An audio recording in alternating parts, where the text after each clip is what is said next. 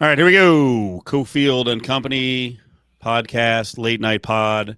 We're not fucking around here, pod. We'll come up with one name eventually. It's only been like 127 shows we've done. We're all over the place. But we're back on a Wednesday. I'm thinking this is the last show of the week. If it's not, I have a feeling my girlfriend is going to literally murder me. So she is of the chosen people, and I have brought her over to the dark side of Christmas, and she loves Christmas, and she will not allow me to screw her out of Christmas Eve. Out of her third celebrated Christmas, or how long did the conversion take? How many years have you been celebrating it? I think she was on board like by year 2, but I mean truth be told, this is what she likes about Christmas: buying all the shit to decorate, but especially buying it in the peak price time. Like, she will not wait till the 26th or 27th when I will spend like an unlimited amount, but everything's 75% off. Yeah. She's real big on making sure she gets the worst bargains ever on the front end. Dude, it's my wife is like the 26th is go out and attack. Like, yep. I have a whole section of storage that is just for wrapping paper and gift bags and decorations. She goes out and assaults the stores on the 26th. Like, yep. It's nobody's business. It's the greatest thing ever. I mean, like the satisfaction of, I mean, it's all overpriced anyway. The satisfaction of getting it 75% off it makes the whole holiday season. And then I don't even open it. I just pack it away, buy a couple of red crates every year, and then we open it up, the next November, and we're like, oh, look at this. This is great. But not her. She, December 13th, she's like, oh, look at this knickknack I got. That cost 11 cents to make. It was only $24. I'm like, okay, good. It's great. It's great. But I'm glad she's into Christmas because because I am Mr. Christmas. I love Christmas. I love decorating. I love having stuff around the house. It's weird this year because I can't go out and shop too much in person, and I really like the rush of going to the stores. I don't feel like I've purchased enough stuff, so I'm kind of freaking out to Christmas Eve because I normally have off Christmas Eve. We don't. We're doing a show tomorrow, and I'm like, I have to get more gifts. So I'm not sure how I'm going to do this, but I'll get it done. You're working tomorrow? We are actually working tomorrow. I'm working tomorrow. Yeah, it's usually a paid day off. And now I'm realizing why I really appreciate that day off because I was way ahead on Christmas this year. But man, I feel like I got to get some stuff done, and doing it at like 6:30 on Christmas Eve ain't real possible. I will tell you that I work I take from Christmas to New Year's off. Yeah. Right? With one, that's always 4 days usually, right? Because you get the day for the first, already cooked in there. But we get paid day off for Christmas Eve. So if I work it, then I got a freebie day to use whenever. Rolls into next year. Very nice. Very nice. That's my thinking. And by the way, if you actually think at 6 o'clock I'm going to be talking on the radio, like you're kidding yourself. Don't give away the secrets, my friend. Please. If you think at 5 o'clock I'm actually talking on the radio, you're kidding yourself. Would you like to talk to me tomorrow morning? 4 o'clock? 3 o'clock? Oh, really? Wow, the whole thing. Okay.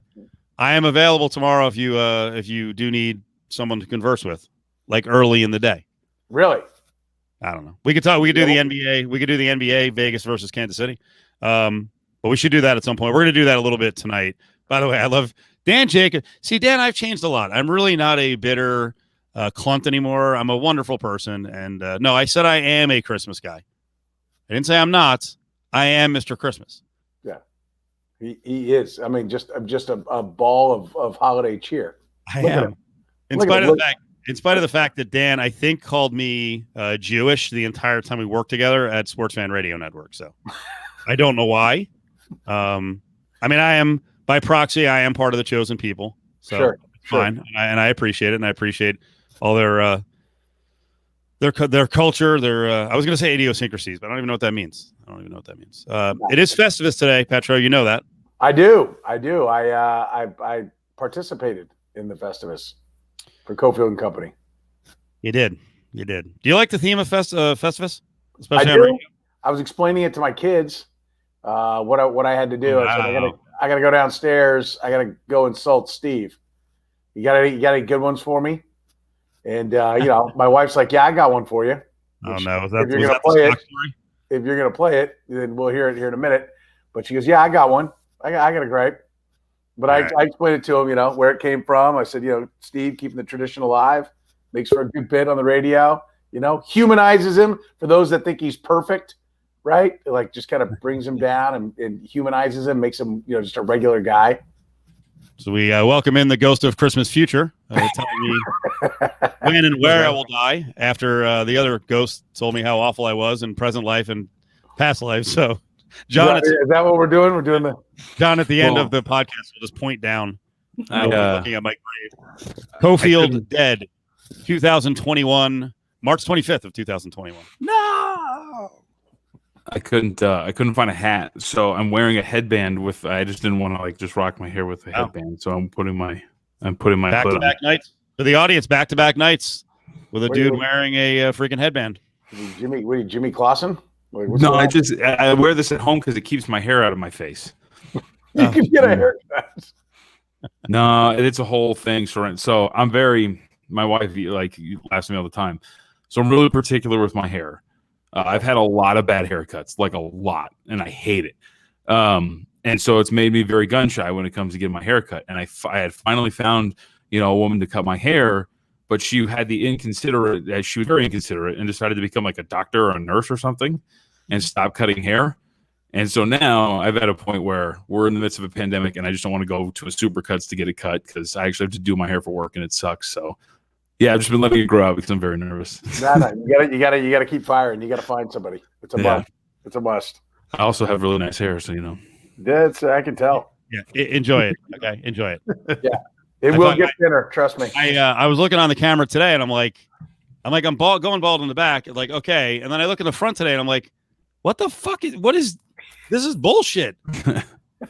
Like when I was young, you'd be like, oh, you got a thick head of hair. It's great. Yeah.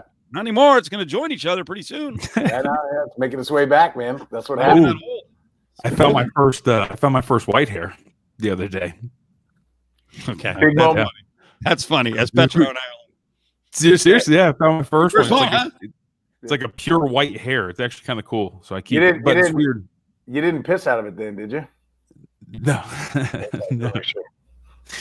But I do. It's weird because this is. You see what I did there, Steve? I combined two jokes. Like it's an old. That. Yeah. Okay. It's pretty good, man. The comedic timing. It's always where I part my hair too, so I get to see it every day. Oh, there it is, man. It's no looking back. They say that you got like 18 months from the time you see your first one to when you look like me. 18 months ago, I had my first gray hair. That's it. That's your timeline, man. When you grew out your beard, when your beard was kind of longer and bigger, oh shit. Yeah. That was kind of shocking. Yeah. It's great. It's quite a bit. You must have gotten some guff from the girls on that one. No, they don't care. But you think the kids notice you? Not for a second. Daddy beard. Big daddy beard. No, my mom. That's who I heard it from. Oh, really? Yeah. Wow. I mean, I already know. The next time I see my mother, she's gonna be like, "Your weight. I mean, come on." Yeah, that makes me not want to come and see you. I know I'm fat. Okay, you don't have to rub it in. You gotta get help. Lose some weight before you come back east. That's it. we don't. The fat people are not appreciated back here. Yeah. Slim down. Steve, are you making an effort? Are you trying even? I told you last week. She guilt tripped me. She's like, "Your father's gonna die, and you're not gonna see him." I'm like, "Well, why are you killing him on this phone call?" The next one will be, "He's gonna be dead, and you're gonna be fat." I'm like, "So Ray, so you died before your father?" Wow. Yeah, he's old. He's got an excuse. You're just fat. That is kind of morbid. Put the hoagie down, Steve. Did the Kansas City audience know at all that you were doing because you've been busting my balls with the freaking Ross Tucker call-in? I've gotten a couple of tweets from people who I figure are Petro devotees who are like, Petro show is better. And I was like, hey, happy Festivus. Randos. And today Petro called in. I don't know if you heard this, John, but John actually ran Festivus for the first portion of calls. And then here was mystery caller Petro as some things don't much of a mystery. Dude, some things don't change. The airing of the grievances for 2020, Steve. Where to begin?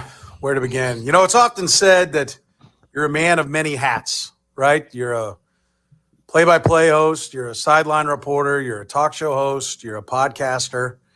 A lot of gigs. But you don't do any of them well, right? Like at some point, maybe you should consider picking one of these many jobs that you have and being good at it, right? Like I think instead of wearing many hats, pick one hat, one good hat.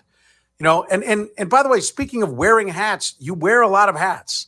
You know, college called. The hat game once it's shtick back, okay? Let it go. Let it go. All right. One good hat is all a man needs. Get the Rutgers hat. They're not ass anymore, so you can actually put a Rutgers hat on your head and represent. Okay. I know you've talked about being low maintenance. I'm not sure how you consider yourself low maintenance when every time I'm around you, there is a need to go to whatever other coffee place that we're not currently at. Listen, it's coffee, man. Wherever you are, get a cup, drink it, and be done with it. Driving your ass halfway across town to get some certain cup of coffee does not make you low maintenance, all right? But here's another thing. When it's time to figure out where to go eat, like, hey, where do you want to go for lunch? I don't care. Hey, he's an agreeable fellow. The problem is you don't care until the place is selected. And then this line comes in. You know what we could do? I'll tell you what we could do. We could start with your input from the beginning. And not once we're all getting in the car, already headed to a place that we chose. Not low maintenance, okay? Not low maintenance. Pick a place or shut up. And finally, just one for my wife for you, Steve, who wanted me to convey it was nice with the baseball league, right? The pandemic, we had to go virtual. So that meant you weren't able to come and stay at our house, which meant my wife didn't have to spend hours cleaning one of my daughter's rooms for you to stay in. Hours to make sure. New sheets, clean towels, spick and span, vacuumed, mopped in the tile in the bathroom, everything. Gone to extreme effort to make sure that you are comfortable, only for you to fall asleep, passed out, drunk on the couch downstairs every single night. I mean, get your fat ass up and go to bed. Well, and amazingly, somehow, after you fall asleep drunken on the couch every night that you're here, how do you manage to still leave a sock behind in the bed? How does that happen? How does it happen? Listen, we've all had some time to think, right? In 2020, we've all had some alone time. I hope you've used it to make yourself a better person, Steve. Happy Festivus for the rest of us. There you go. Did not know at all, 100% not lying about the sock. So that was breaking news. And I was afraid of you, like, going in a really bad direction about the room, and I'm like, there's nothing to mock at me about. Like, I thought you were just going to make something up about, like, crunchy towels. I was like, don't do that. Don't do it, because they're not true. Yeah, I'm always I'm like so afraid, and I told you last time we missed we missed it this last year because we didn't do the fantasy draft in person in Kansas City. We all meet up in KC and do baseball, but I think I told you last time. I'm like, we're going to stay in a hotel because you're like, I feel so bad. Your daughters are getting older. It's completely ridiculous that some, as you call it, some old fat ass is freaking kicking them out of their room. So, but point taken. I apologize about the sock. That's horrifying. yeah. I must have been, after I was blackout drunk, I must have kicked the sock off. Put up Voback, T. Voback. He noted last time because he was over that it's not just passed out drunk at night. Like everyone's here. Like we've got like 18 people in the basement, like watching the NCAA tournament, and you're snoring over on one of the couches. I was. Like you still like drag your fat ass upstairs and go to bed. You have a bed for you. And you're like, oh no, I want to be with the fellas. Yeah. What was the line you said Steve drops when you guys get in the car? Well, you know what we could do? Yeah, after we're there. That one got me. When I heard that, that was a good one because I can hear Steve saying that. You know what we could do? Oh yeah, 40 minutes ago when we were planning this out, that would have been a great time to pop in with that line. Now that we're already driving the other direction from your new idea, is not the time to bring it up. Way in advance, I'll make my suggestions right now. Gates, okay? Any other barbecue place? and Renee's place, Italian Delight. Yeah. My list could my list could be, would be much longer in Kansas City. I'm also trying to be agreeable to the group because I'm not the only pain in the ass in your group. It's like no one will speak. No, up. you're not even. I mean, stunningly, you're not even the biggest pain in the ass. Yeah. So no. I love it. Yeah. Sean, our buddy Casey Flatlander with the White Russians take their toll. They do. And that usually ends up being the beverage of choice on one of the first nights, and it does wipe Steve out. Can't drink, man. I just can't drink. Can't hold your booze. Yeah. Boy, John, I will tell you, our producer Ari, like has an unusual love for Festivus and callers coming in and blasting us, and I wonder why. Do you think it's real? Because I feel like he just puts on a brave face. I feel like he's like, yeah, I really like this, guys. This is a lot of fun. But on the inside, he's like, God, this fucking day needs to end. No, but I think he knows the day is tough because you got to answer a lot of phone calls, and he's the only guy in there, so he's kind of juggling stuff. And we were on remote today. No, I think he really loves us getting buried. Oh, okay. We bully him every day of the year, and the rules of Festivus, Petro, are not only are our listeners going to call in and complain about us, we cannot respond. Right. There is no retort. Yep. Nothing. We're airing the grievances. It's not like let's get this shit out there and settle it. It's the airing of the grievances. It's not the settling of the grievances. It's the airing of the grievances. It's such a good concept. It is I've never watched Seinfeld before. Obviously, the inspiration for all of this, but it is such a good concept. I've enjoyed, especially when I was producing for Steve, and like I would be the one that was dealing with Ari's shit that he's dealing with now. God, I fucking loved it. It's fucking and Adam too. Me and Adam are homies now, but Adam was a dick too all the time. It was annoying. We had a couple of blowups with you and Adam because I can ride people into the ground. Adam, when Adam sees it starting to come unraveled, he will fucking ride you. Did the John exploded? John, when you exploded that one time where you're like, not today? Yeah. Was that me or Adam? I think it was Adam. Yeah. It was Adam. I do know that I caught Adam by surprise though, because I did scream at him. Like, the shit at Adam because we started riding him. And we were because what would happen in that setup is we're across from each other and John's in the middle and we're shooting each other looks. And John was just like not in the mood.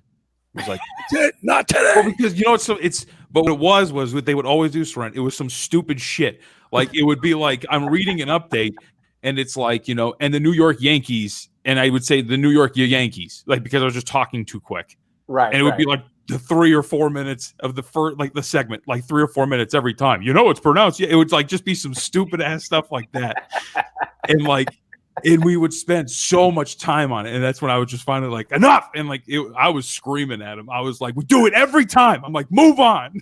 You gotta have the drop. You hear those guys? I think it was in Baltimore where the guys melted down on each other and the one guy like stormed out. Did you hear that like 2 months ago or something? Yeah, it was in Houston. We talked about that. Yeah.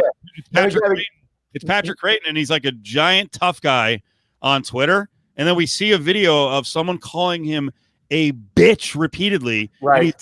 He's just like getting smaller. Like, dude, you can't let that happen. So the drop we use all the time, like we go to break, it's like the program with Soren Petro. Do the show, bitch. Like that's we have that drop. We play it all the time. I love that line. He's like, "Do the show, bitch." Like, I love that drop. We play it all the time. Ari, there you go. Steal stuff from Petro, please. Pull it. You gotta grab that. That's hilarious. I love it. That was good. Their studio was weird too. That's why it sticks out, because they had like a half brick wall, and then like the other one, they were so close together at a little table, and he's just the whole time just berating him. Have you ever gone at it on the air with somebody like meaning it? What's the worst back and forth you've ever had? I wish Brady was here. Listener, our P1. Adam and I have gone at it pretty bad. No, where it gets personal like that. Oh well, I don't think I've ever called someone a bitch, but no, it's gotten personal. Adam, I'm sure I've taken personal shots at Adam when he's just but here's the thing, that's what he wants. Like he wants it to get to a point where you're broken and you freaking flip. Yeah, that's why. Like That's his goal. but I don't ever see that. Like it never gets to me like that, or maybe it just doesn't affect me. I end up pissing off Adam. Adam doesn't ever piss me off. I just laugh at Adam. But what happens? You're right. Actually, he is in a position of weakness at our fantasy football drafts. Yeah. You know what I'm going to say right here? He's not here tonight. I'm going to say right now because he was bragging about his team, right? His fantasy football team in our KC league, your league, the Petro league. Right. Adam had this unbelievable team. He got upset by our buddy JB, and it hit me the other day. I go in every draft with a theme. The theme is not to win. I'm telling you right now. No, I'm telling you right now what I'm doing. We have $260 to draft. I'm telling you right now, I'm going to have $260 like 4 hours into the draft. I'm not drafting a player. Why? Because I'm just going to wait until he has like 150 and he thinks he's going to get everyone. And I'm like, nope. My team will suck dick, but his plan won't work. Adam's plan is to sit and have the money, and on the end, he thinks he's going to get all these hammers and all these great guys. And he's gotten better because he had never even sniffed the playoffs. I think he's been in the last 2 years. He won it last year, didn't he? Yeah, he won last year. He's been a juggernaut the last couple of years because he shows amazing patience. And there's like 2 other people who will have money, but no, like they have money. I'm going to have all my money.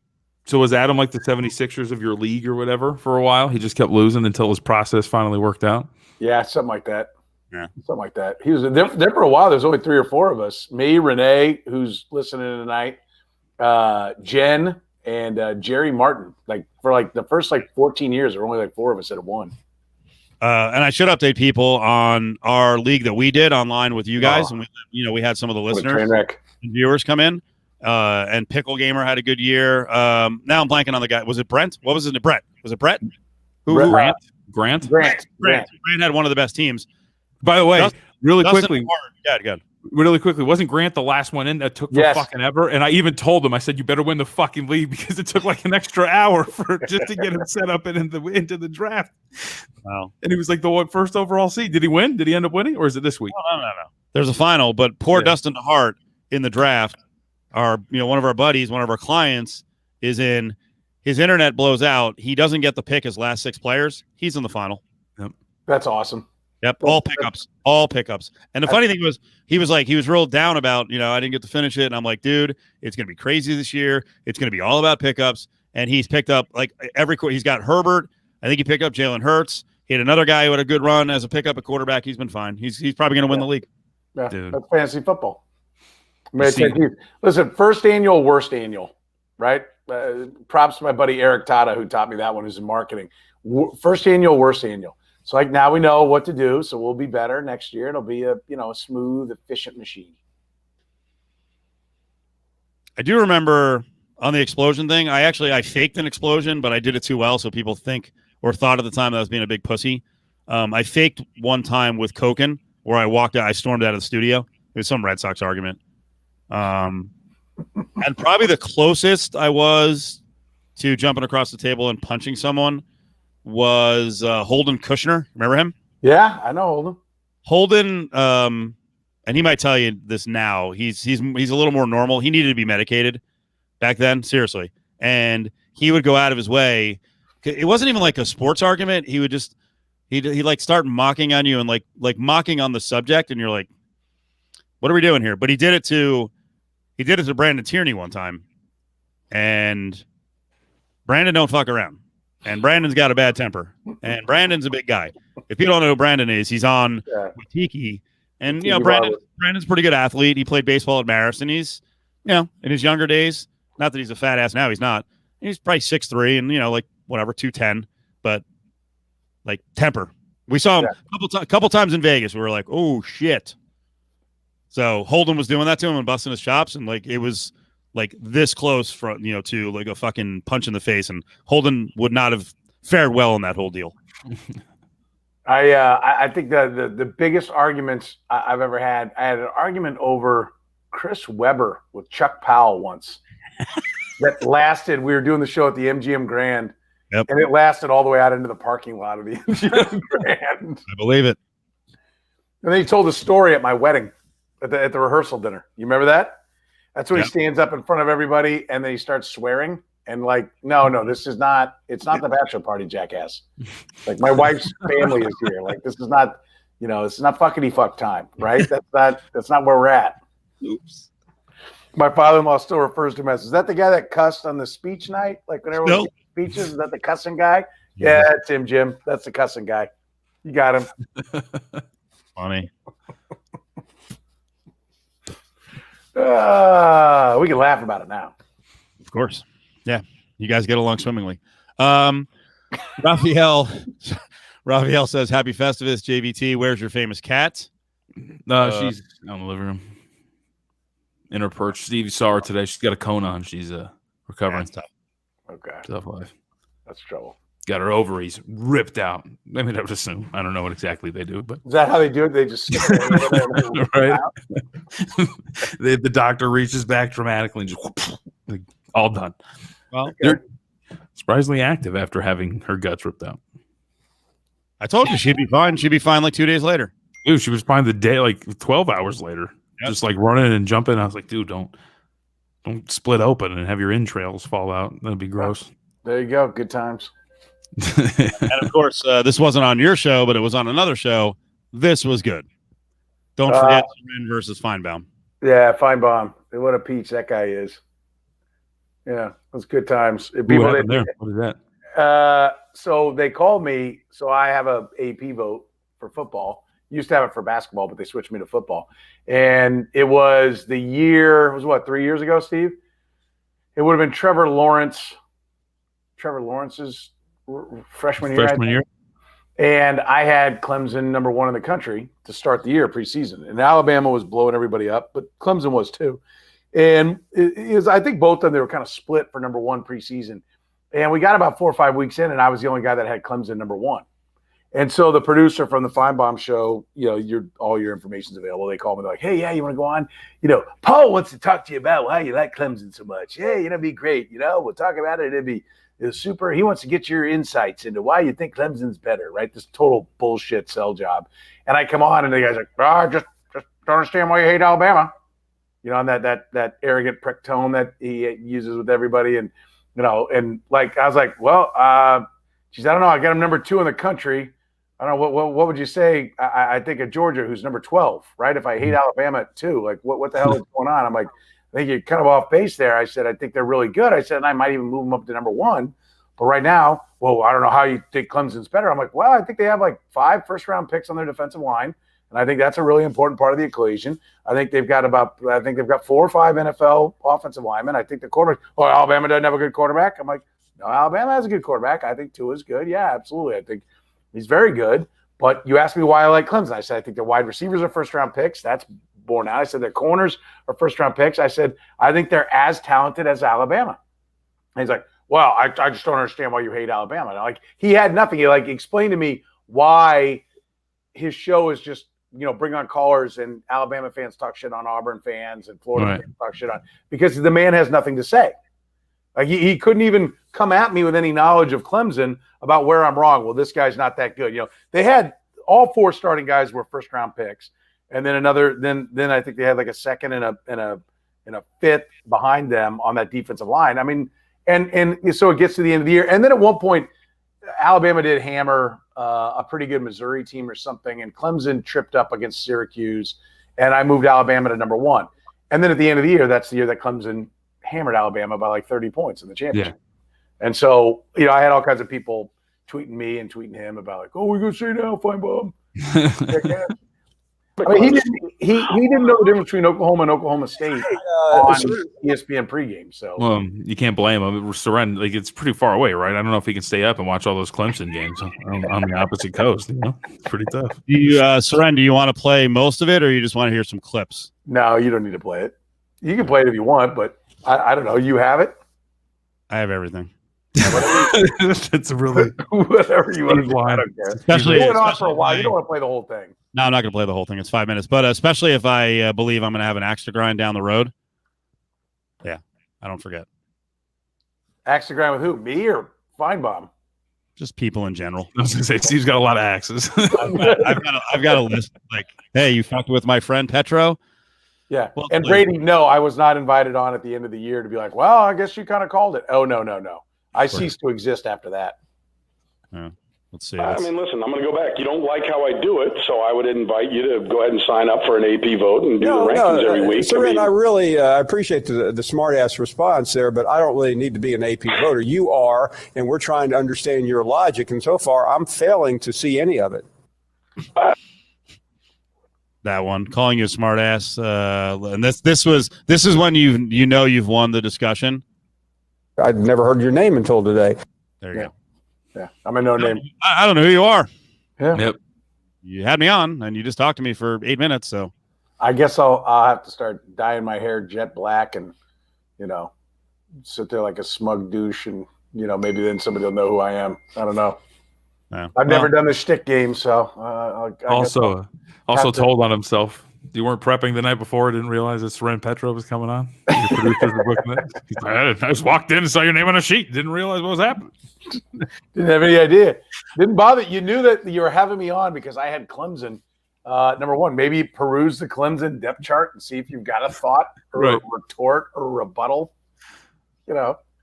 Just like you don't even have to know. Just like have the name of one player and then just pick an Alabama player at the same position. I think player X is better than player Y. You're telling me Dexter Lawrence is better than just take it.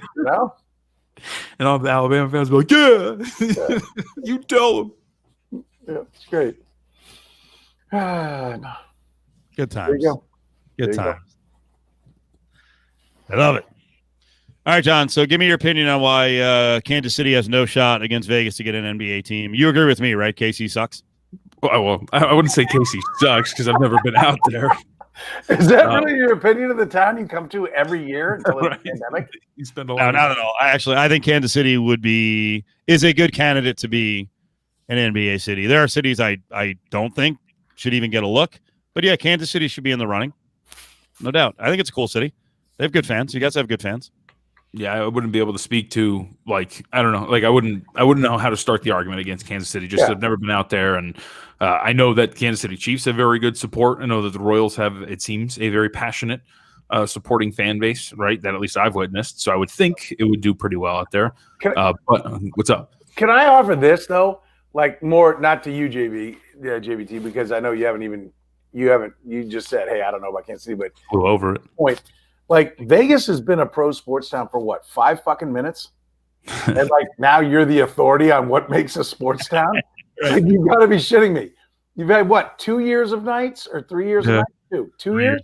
3 years of nights and 1 year of Raiders where the doors aren't even open. And now you're the authority on what is and is not a sports town, a professional sports town. This is do tell. I had never even heard of your name until I sat down. I just saw your name until today. I will say, Awesome. this is a city that has a national championship banner hanging in the rafters of the Thomas and Mack Center. So we know what it's like to win and support a winning program. I know. Also, our city's I would say our city's pretty fucking awesome. Like when everything's open. Oh, it's a great town. It's a great. I am intrigued to see. I want to see the Knights suck, and I want to see how it looks. Yeah, right? The success of every town is when the team sucks. Yeah, I started with this question for Vegas. What's going on, Dennison? Would Kansas City be a better NHL or NBA town? And I started with the question: 10 years from now, will Vegas be more of a basketball or hockey town? And immediately you got 5 responses. Hockey, of course. And I'm like, be careful. Be real careful. I think the thing that I talk about and what Vegas is like, if you're going to add another team, because I know Vegas is talking about baseball and they're talking about the NBA. And the NBA, when I lived there in the late 90s, I thought NBA is going to be, what was ultimately going to be the first one there, right? It just seemed like such an easy fit. But you got to, when you have the teams, you're adding on, you have the draw. And I think the problem for Vegas is, when you get out of the Vegas, it's desert. There's no freaking people, right? There's not farming communities and different things. You got to go a ways till you get to the next town around Vegas. Like in Kansas City, they draw from Lincoln, they draw from Des Moines, they draw from Columbia, Missouri, they draw from Springfield, St. Joe. There's all these different areas that there's people will come in and make the drive for the teams. And so I do wonder, like, I know Vegas is still growing when there's not a pandemic. And so is there the fan base to support all those different teams? Right. No. That to me is going to be the big question. Because otherwise you can, like, can you fill the seats? Yes. People are going to come in and root for the other team. But, like, how healthy is it going to be if half the crowd is rooting for the Chiefs every time the Raiders play them? Mm-hmm. And that's what it's going to be. It's going to be at best 70. Is it like that for the Knights? No. Well, it's gotten the first. Hockey doesn't travel like football because there's so many games. Same with hockey does travel from Canada because they get so much more for their money here. They basically can come here, stay in a hotel, live it up, buy the tickets, and it's, like for Toronto folks, the tickets are so fucking expensive in the NHL. They can make a trip out of it. And they're like, we spent a little bit more and look at all that we got to do for the same price. Right. No, we had a problem that first year. Obviously, they were surprised good. That first year, there were a lot of fans who were more than willing to sell their tickets to Canadian markets, and then a lot of the Northeast markets, Chicago, not Northeast, but the Devils took over the building because I went to a Devils game, and they kicked the shit out of the Knights. I think they won like 8-2. Flyers fans, the first couple of years, the fans here are like, they're mean. I'm like, yeah, they are. Yeah. Don't sell your fucking tickets then. Yeah. Shut them out. And this last year, they did a much better job of shutting people out because, now they've got winning fever and they really want to make it a home ice. You said, like, Dennis in there was asking, like, is it hockey or is it NBA? I think it's easier to be good in hockey, right? Like, you got to make a significant run in the playoffs, and you can do that in hockey. The problem with the NBA, like, the NBA's failed here because they didn't have a superstar. And Michael Jordan hadn't come along, right? But, the Kings would get in as an 8 seed and get their ass handed to them by Kareem and Magic Johnson in a 2 out of 3 series. They'd lose 2 games, and that's it. They were done. And the team left town.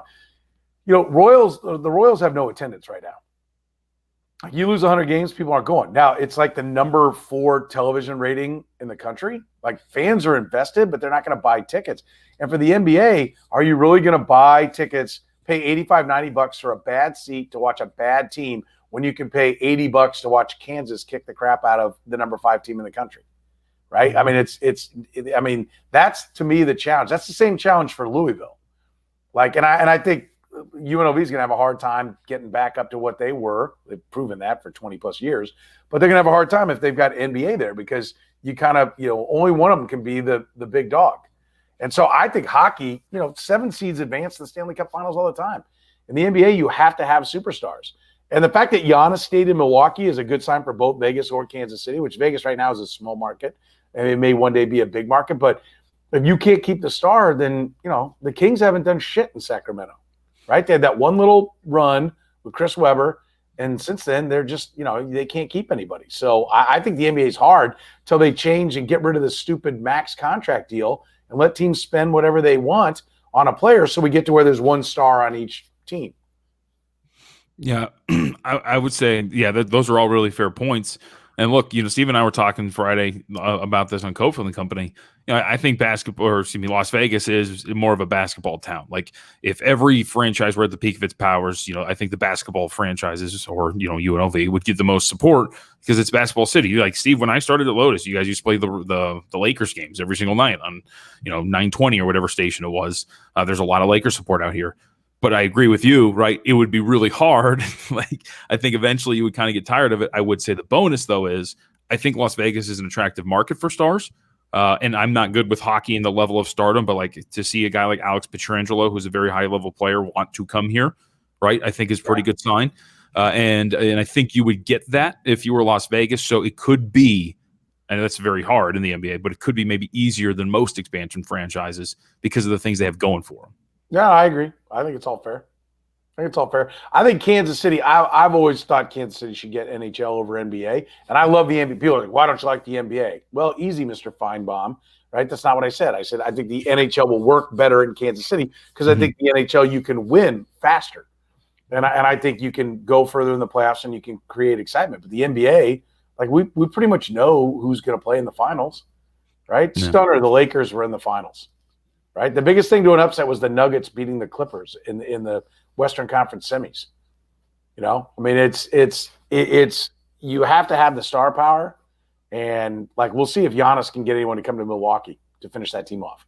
But I think the NBA, if what they want is parity, then they're going to have to knock off this max contract shit where 3 guys can play on the same team. What about this point from Alex that you definitely would have rivals in the region? Yeah, you do. And I think, listen, Lamar Hunt Jr.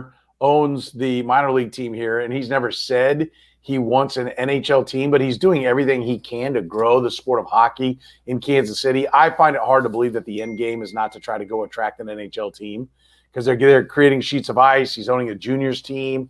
He's got the minor league team. And I think that's a guy who's obviously Hunt family money, and he's got the money to be able to have a franchise. I think that's, there's more momentum. I don't know who the hell is going to own an NBA team. Mm-hmm. Like, yeah, people talk about it. Yeah, who would be the big money person, and then who would be like the local celeb who's rich but not billionaire rich? Because I already came up with Vegas and Louisville, so I'll let you shoot on Kansas City, and then I'll tell you Vegas and Louisville. Listen, Patrick Mahomes now owns a little piece of the Royals, and I can only imagine what that is. I mean, he doesn't own any appreciable amount. And if there's a cash call going on right now, I don't think he is. I think it's just good business to be associated with Patrick Mahomes in Kansas City.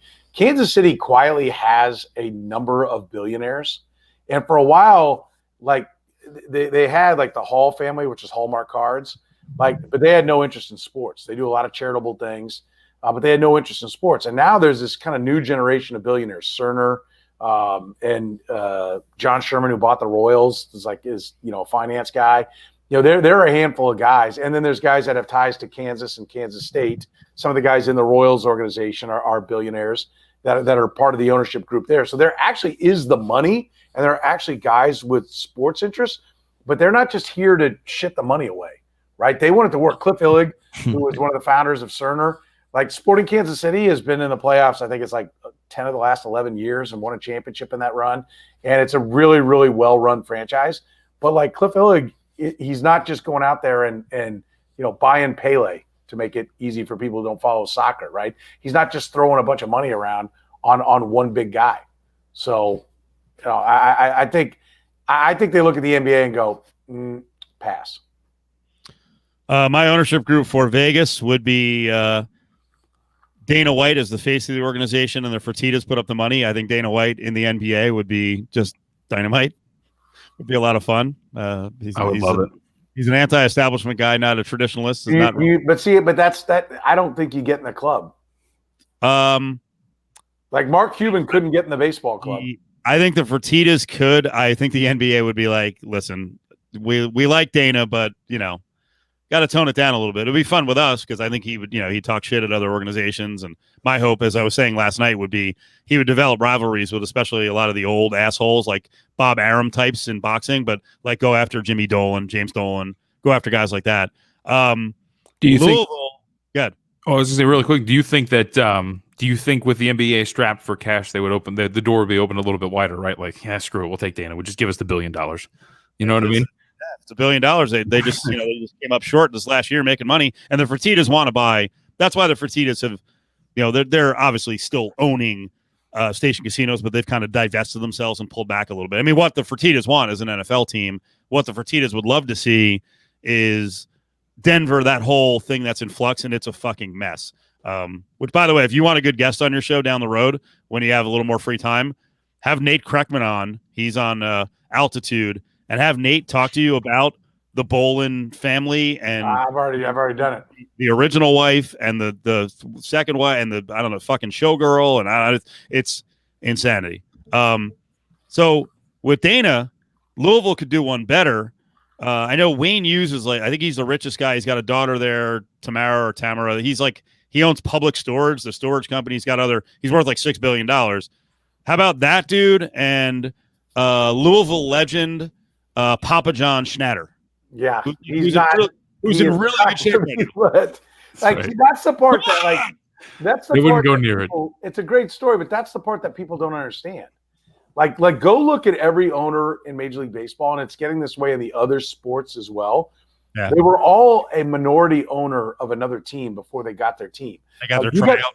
Yeah, you get tried. It's like, all right, come to the meetings. Let us feel you out. What are you all about? Can we live with you? Can we coexist with you? And, the NBA is the most liberal, I think, of the bunch, like Mark Cuban being there. But I just like if you get a guy like Papa John is never going to be in a league. That was kind of the point. I know it was. But for those played, that don't know, you're yanking everyone's chain. I played the audio. I played the audio of him fucking sweating last year, and he's like, "The day of reckoning is coming." And the guy's like, "What are you talking about?" When he's like, "I've had 40 pizzas in the last 30 days. I know pizza." And you're like, dude, you're high. You're fucking up. Get off camera. Alex has a good question about the Fertittas. Aren't the Fertittas tied in with Rockets ownership? That's their cousin, Tillman. They don't get along. We'll just say that. Really? Yeah, Tillman and the Vegas Fertittas are not best buddies. Where's the money come from originally? Is it family money that they've done different things with, or they all? How's that work? Yes, it's family money. Mm-hmm. From what? The dad started. I don't know where it originally came from, but I know the dad started up with casinos here. So his first casino was actually Palace Station. Yeah, and from there they built the station, the station empire, and then the mob. Fertitta. So over the years, they've spread their money around Vegas in lots of different places. So, and you know what? I've never looked up the Tillman part of the family and kind of how he got started. But now he's got Landry, the whole Landry's restaurant chain, and the Rockets, and so he's an interesting guy. And the Golden Nugget. We love Tillman. Golden Nugget in Vegas. Rules. Go Tillman. There's also another pretty obvious ownership group in Las Vegas too that we forgot about, Steve. Who is it? The Von Tobels might be willing to pitch in here. The funny thing is we laugh at it, but at one point the Von Tobels were like one of the 50 biggest families in Vegas. John, you want to tell everyone about the tool place? Oh yeah, because we have a different. So my family was one of the first 100 families to like settle in Las Vegas, and so like they had like what's it called? Essentially Home Depot before it was Home Depot. They were known for their big lumber yard that they had. It was a hardware store. I don't remember how many there were, but there were quite. So you just do this for fun because the family money you could live off. You could milk that teat forever. Of course, I choose to live in this tiny apartment. That Steve came to visit earlier today. And it's all in the trust, right? It's all in the trust. Okay. But yeah, so Von Tobel Tools. Right. Is there a Von Tobel Middle School? I think there's a Von. Is there a Von Tobel Community Center or is it Von Tobel Park? There is a community center.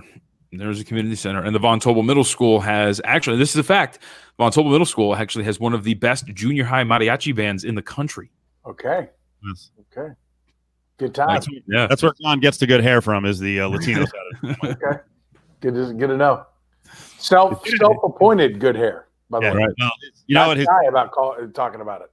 His kid has good hair. It's throwing out right now. I saw him again tonight. He's got good hair. He's not going to lose that hair. Good for him. Oh yeah. Kid's a curly Q. He's a wild man. He will recognize his dad 18 months from now when he's got a full head of gray hair.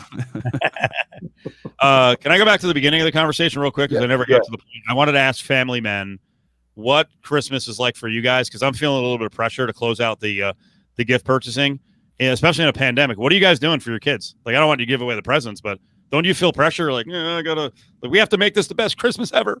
It's a good point. My son is watching, so don't want to give them away. All the presents.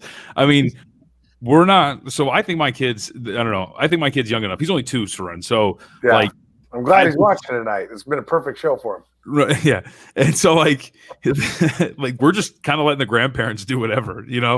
We're actually not really getting him anything. Because we know that are the grandparents closer to that Von Tobel teat that with the spigot of money from the lumber empire? My dad's an executive like EVP of IT over at stations or whatever. There you go. Okay, yeah. Good. Yeah, so they get him good stuff. Like I have a bike that's just sitting there waiting for him to get old enough, and I'm like why'd you get this for him? He's like, they gave it to him for his first birthday. I'm like, he's not going to touch this thing. But yeah, so they're getting him stuff. He's got cousins who are here. His abuelita who lives out in California sent him a big box of stuff already. So personally, we're not doing anything because all the relatives got it taken care of for him. So I'm not doing anything. No pressure here. We're no good. Pressure. I will tell you our pressure. Like my kids are 10 and 14, and so there is cabin fever, with them. cause I take the whole pandemic thing pretty serious. And it's a challenge. And my wife has had to be like, listen, we can't just be in a bubble. Like they got to have some kind of something. And so we've done a lot. Like it's going to suck now. Like tonight, the temperatures plunge into like under 20. It's the first time it's gotten really bad, right? Like we've been outside and like having people over, sitting around the fire pit, doing stuff like that, all the way up until it's going down to like, I think it's gonna be like 17 tomorrow. Tomorrow night, it's gonna get down to, it's gonna get down to 13 tomorrow night. Jesus. So like when you get up for Christmas, it'll be like 14 degrees. But then it's gonna be back up into the 50s on the weekend. So like we've been able to do stuff and kind of something like we had the family over and we were all sitting outside, like a couple of days ago and everything. I had my wife's family over. And so it really isn't about the gifts, right? Like, I mean, you can get stuff, Amazon it and do whatever you got to do.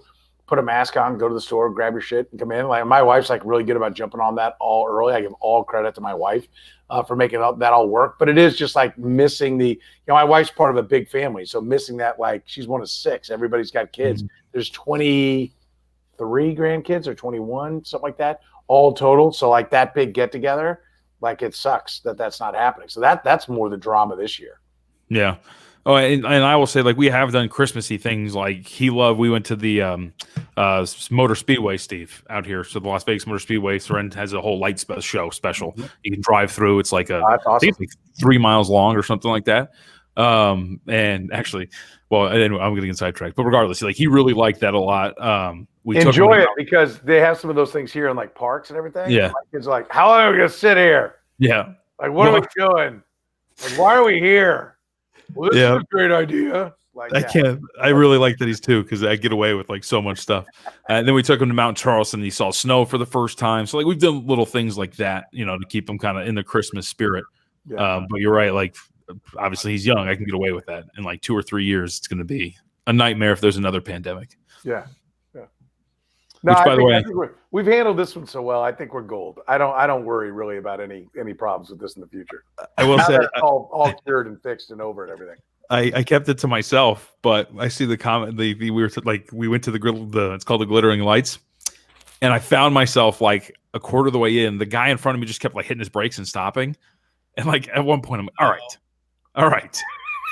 Like just go. You don't have to hit the gas. Just cruise off the brake. But like we don't need to take pictures of the poorly done like Santa Claus like off to the left-hand side behind the garage. Like we don't need pictures of everything. All right.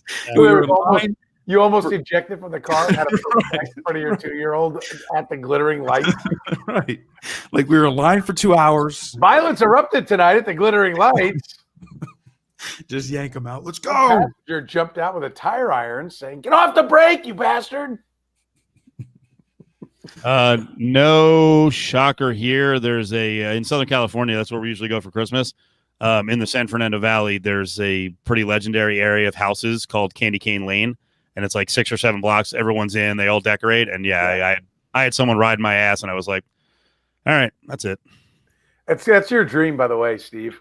You want to be on a Candy Cane Lane with all your lights and all your crap, man. I do, man.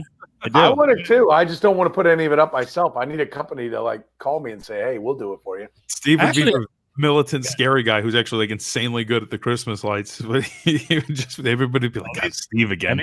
And these are nice houses too. They're they got a lot of property. California, you get, especially in that area, you get a lot of property. So there's a lot of room to decorate, man. It's pretty impressive. I think I finally figured out the code. And you know what? Fuck you to the chat room. I've been talking about this. I've been looking for advice, and I mean that lovingly. Just a blanket. By the way, just a blanket across the board to all of you. I've been talking about my psychosis over the lights because I want to, I got like the peaks on my house, and I'm afraid to get up on the 20-foot ladder. I came up with a great idea. Why am I not just going on the roof, shimmying up the garage roof, and then leaning over and putting the lights on the little hooks? That's easy. I'm not going to fall down that way. No. You could never. I think I got it. Never hurt yourself that way. No. That sounds dangerous. Would you feel safer walking up your roof with the tiles? I'm not going up. No, I'm just asking you. Would you get a taller ladder? I have a tall ladder, but I'm telling you, when you get on the tall ladder, you start to freak out. Yeah, but you're kind of fat on top, Steve. So like if you're leaning over, I think you could like lose your momentum and gain her right over. Well, then that's why you need. I assume you have like a leaning ladder.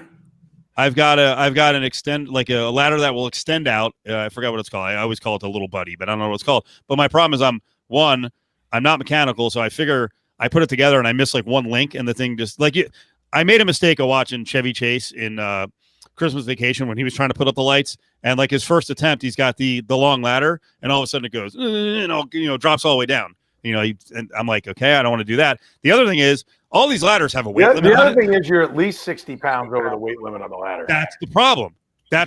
And I can see it, and a neighbor will get me on camera. I can see me in the middle of the ladder, and all of a sudden the ladder just goes and folds on me.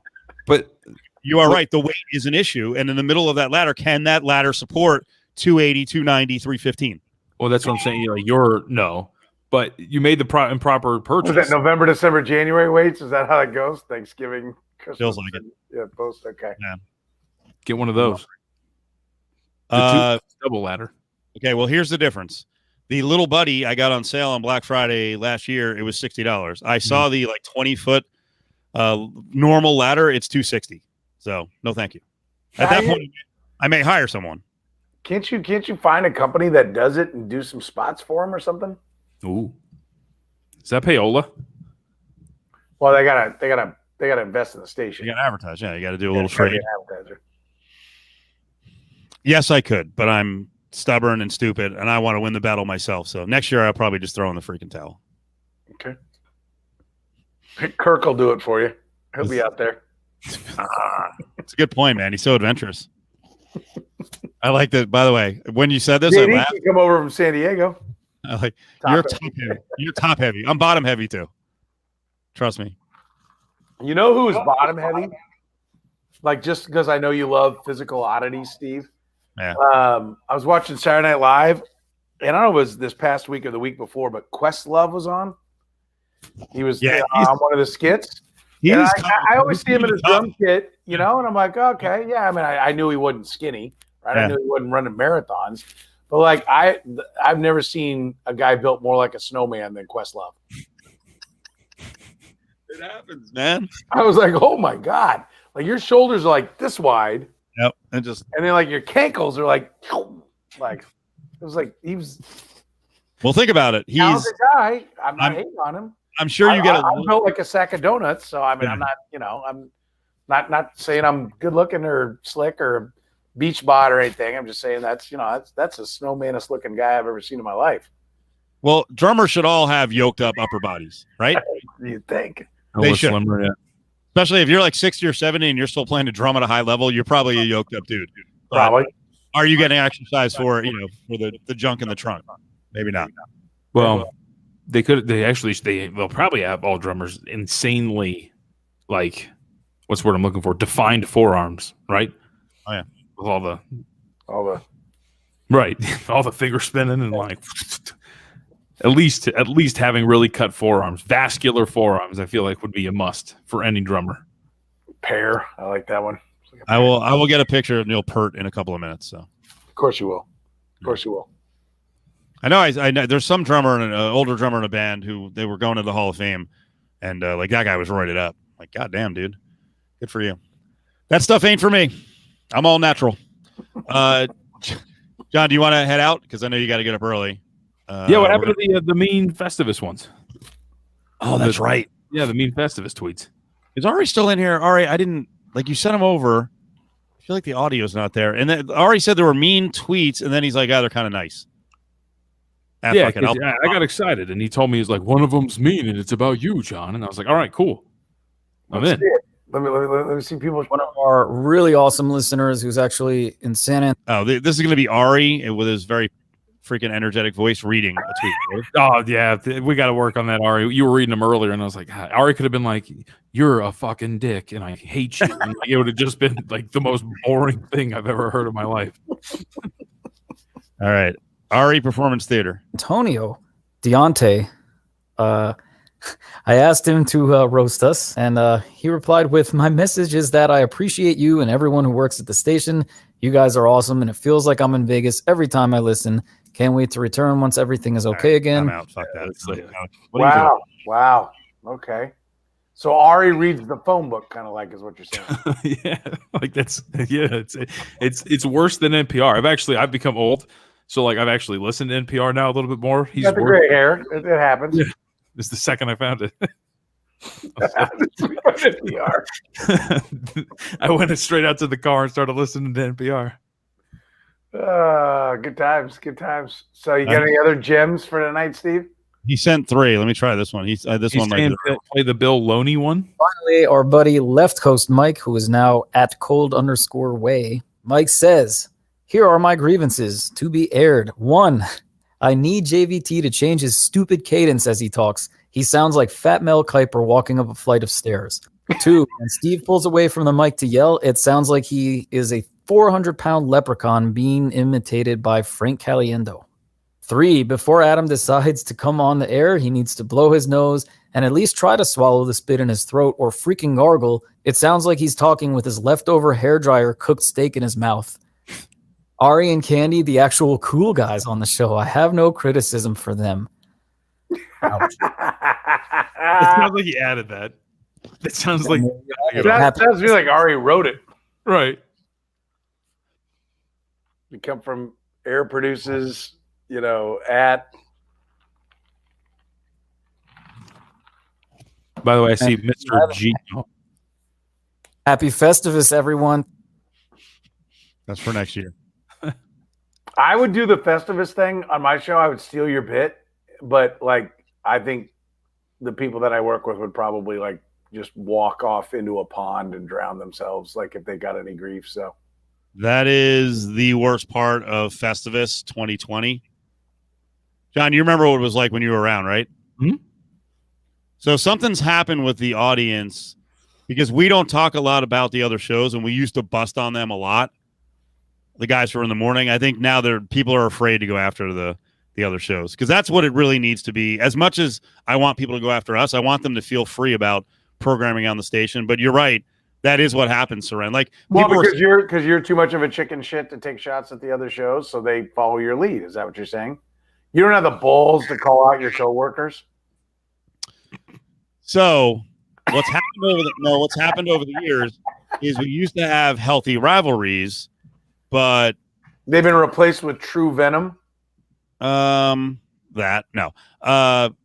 the shows of the past were kind of delicate, so I was like, you know what, it's not worth the aggravation if they're gonna get all worked up. I mean, in the end, I think shows going back and forth is actually good for the radio station. It doesn't have to be hateful; it can be playful, but like you said, people get super sensitive. So if you want me to call in, if you do Festivus down the road, I'll be the one who shits all over Stephen St. John. I'll do it.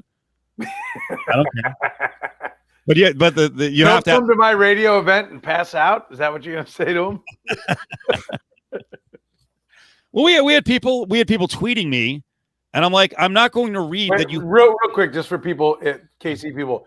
Me and Steven were out covering the Victor Ortiz Floyd Mayweather Jr. fight, and we went to Steve. Was doing a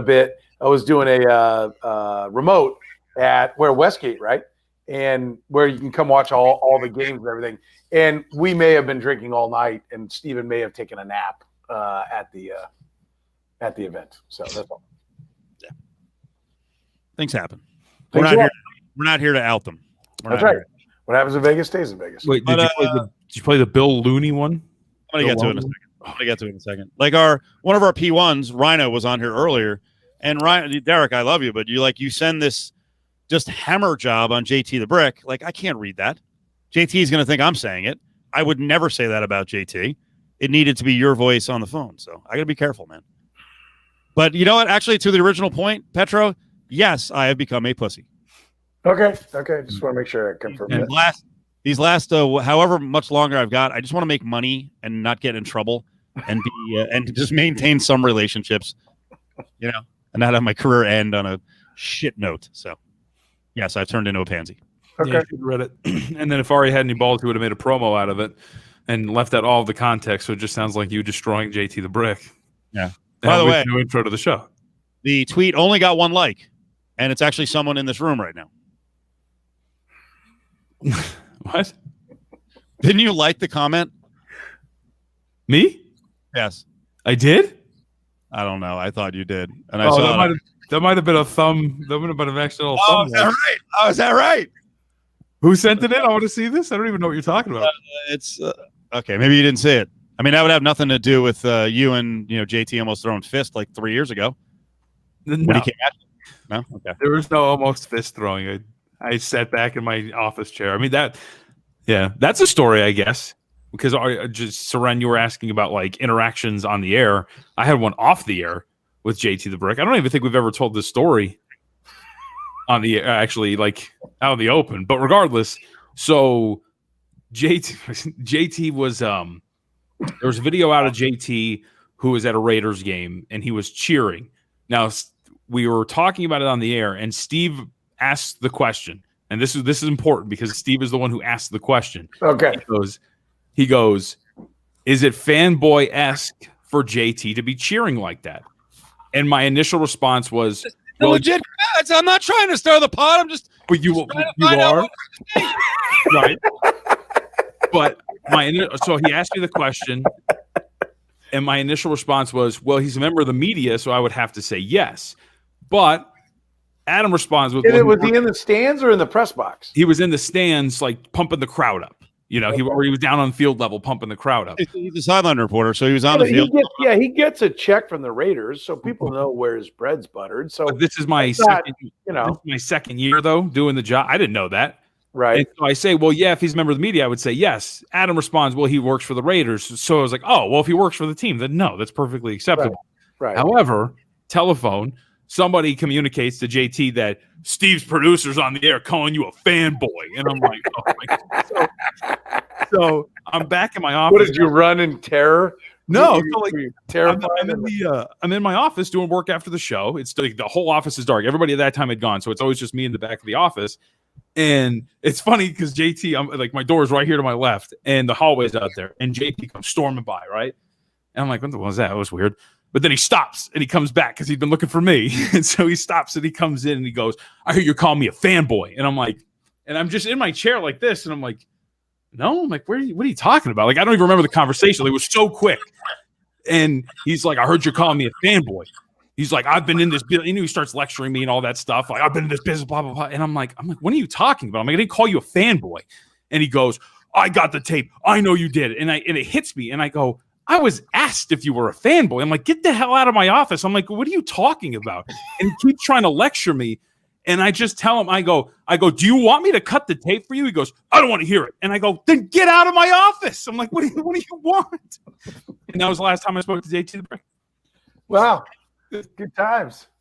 Good times. All because Steve tried to set me up. All right.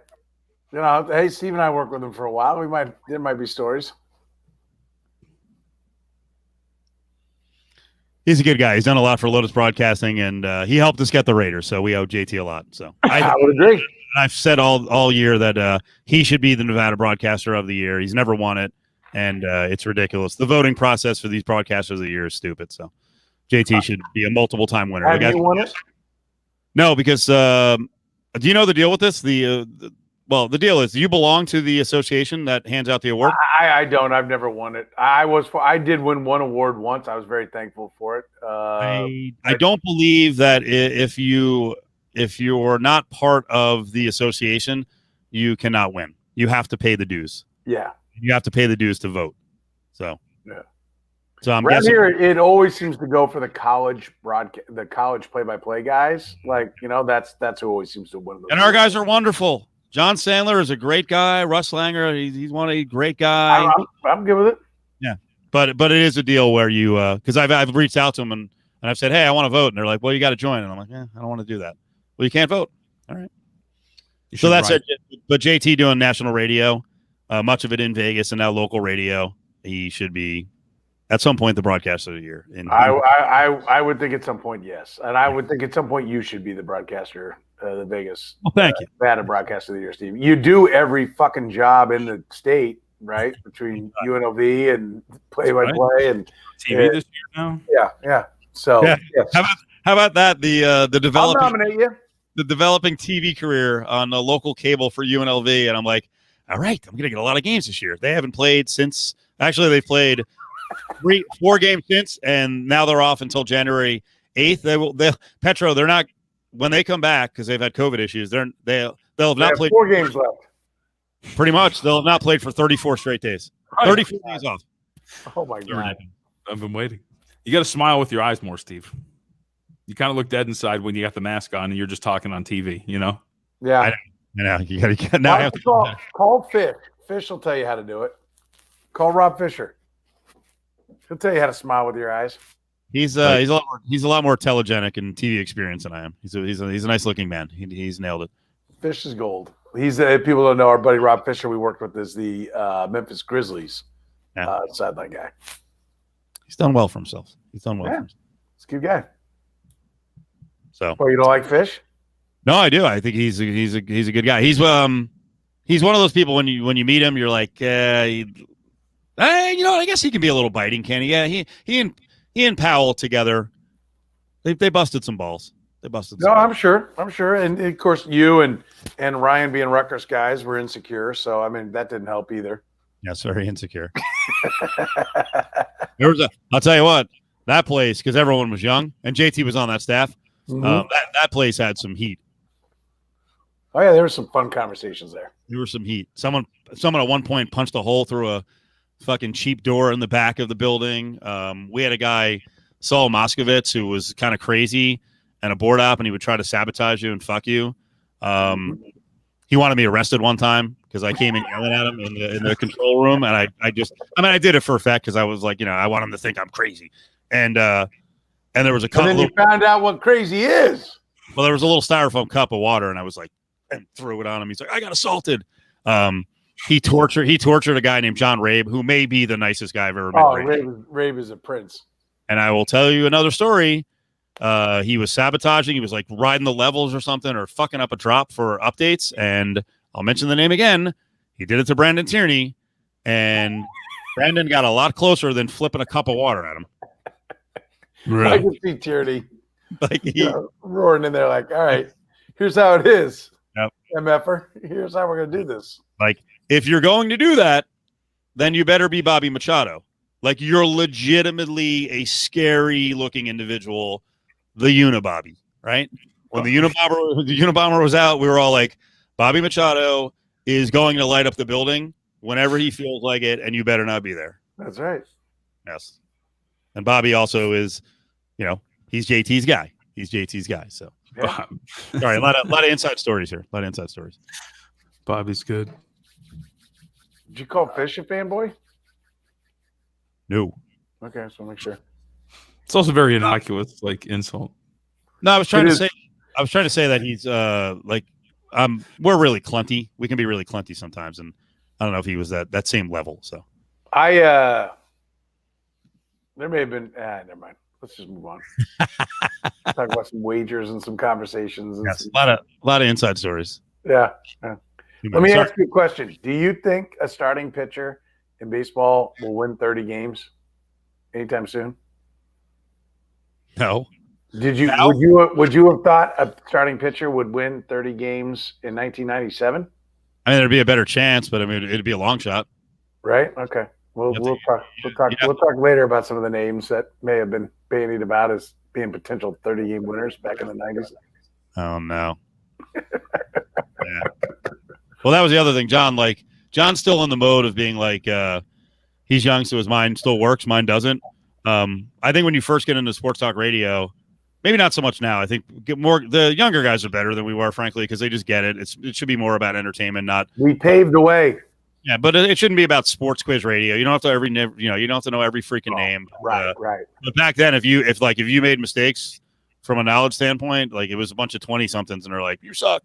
You don't know the fifth starter on the Rockies." I'm like, all right, relax. When I remember I went to lunch with my mom one time when I was going through school, and some lady I'd never met before. It was like one of her coworkers, but she asked me what I wanted to do, and I was like, "Yeah, I'm thinking we're going to get sports media. I want to be on radio." And she asked me, "You know who X is?" And I'm like, "I've never heard of that person." She's like, "He won the Heisman in 1952. You better know those kind of things." And I'm like, it's never going to come up. I feel like I had to pass a quiz to get hired at Sportsman. Really? Yeah. Oh wow. Charlie Barker quizzed me, and I got the job because he asked me who's the only Heisman Trophy winner to win the Heisman Trophy as a junior and then not win it as a senior. And I'm like, well, I assume you're probably talking about Billy Sims, but is not actually the only one. Like Ty Detmer, that happened with, and it also actually back in the early days of the Heisman, like guys at Army would want it, like, and so Phil Hall, our boss, times like, oh, we got you. I was like, oh, I think I got the job. When the big boss, the boss over my boss, says like, oh, he busted your ass. So yeah, I had to pass a sports quiz to get my job as sports fan. Wow. Yeah, I'd never get a job if that was the case. You know what? You know what's funny? And I like Charlie. Boy, we're turning this into like Festivus of the old days. Sorry, John, we're shutting you. But, you know what's funny about Charlie? And he was, our first PD, or it wasn't Petro's, but my first PD. Well, I had another PD before that. We're just working the board at a station, but he was the guy like maybe a year into another dude, Ryan Williams, and I doing a show together, who was like, "You are talking above the audience's head. You have to dumb it down." And at the time, we're like, "You stupid! That's dumb." And now I look back on it, I'm like, it was actually pretty good advice. But he gave you a quiz, which totally flies in the face of talking about, like, why would you need to know that? Right. Telling us to go more lowest common denominator. I think I had the job. Like, I think it was just more like, let's get to know this guy and jerk around and, chat with him, because I was being hired over the phone. Because, I was in KC and the job was in Vegas. And so I don't think that really was what my employment was hinging on. Dude, you could sit down with Petro. I don't know why I called you dude and then Petro, but you could sit down with Petro in a radio interview. First of all, if you got a tape, you could hear it. If you sat down with him in casual conversation and you see and hear the alpha that he is, and you get his take on a couple of sports topics, the only thing you need to do with Petro from there is make sure you call on some references and make sure that he's not a fucking psycho, because he sounds like it sometimes. Just make sure that he's safe to work with, and you get the job. That was a compliment. I can't tell if that's a compliment or about being shit on. No, that was well done. That was 100% a compliment. You have it, but I would just make sure, like, because people who have it sometimes also are fucking wackadoos, and no one can work with them. So I'd look back and be like, hey, is this guy okay? Everyone, Steve, you can attest to this. Anyone and everyone that's ever worked with me will give me a thumbs up. Right?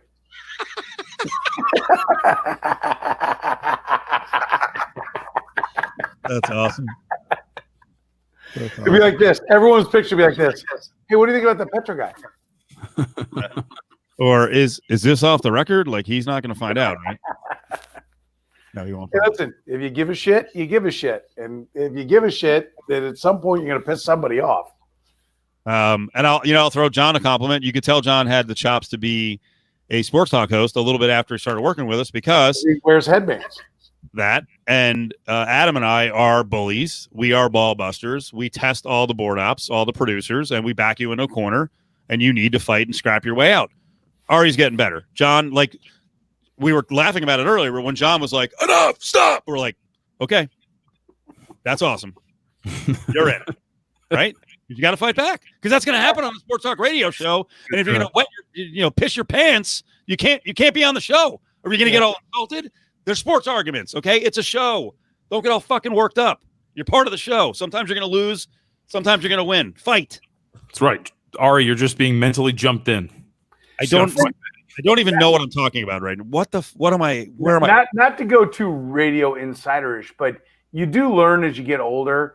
They're like, okay, yes, you're right. They do. You gotta have something to say. That's the way I put it. Like, you gotta have something to say, and you gotta bring something to the table, right? But you also, like, if you're the guy that's been there and done that, you gotta recognize, like, okay, this guy, he doesn't have it right now, right? Like, it's not, when he's down, don't grab a bat and hit him again.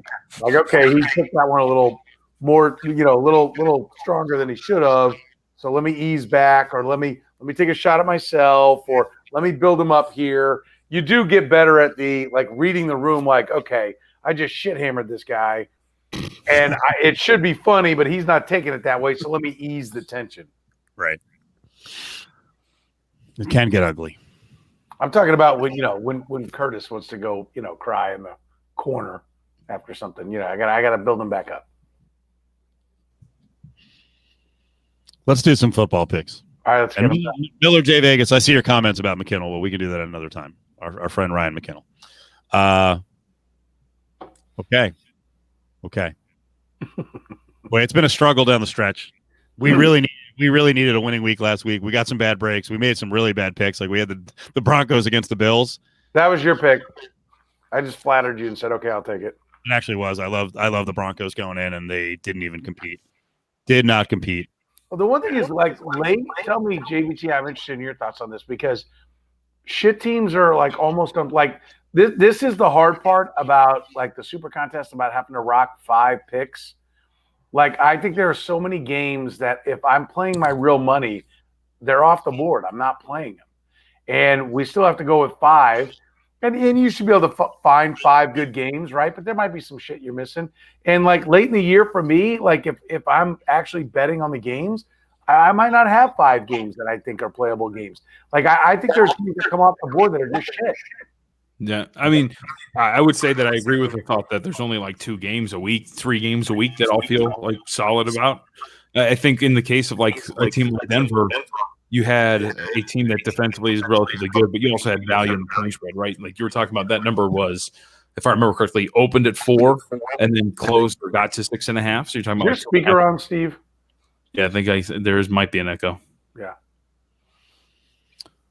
Better. Try. Ooh, all right, that worked. Yep, Yeah. cool.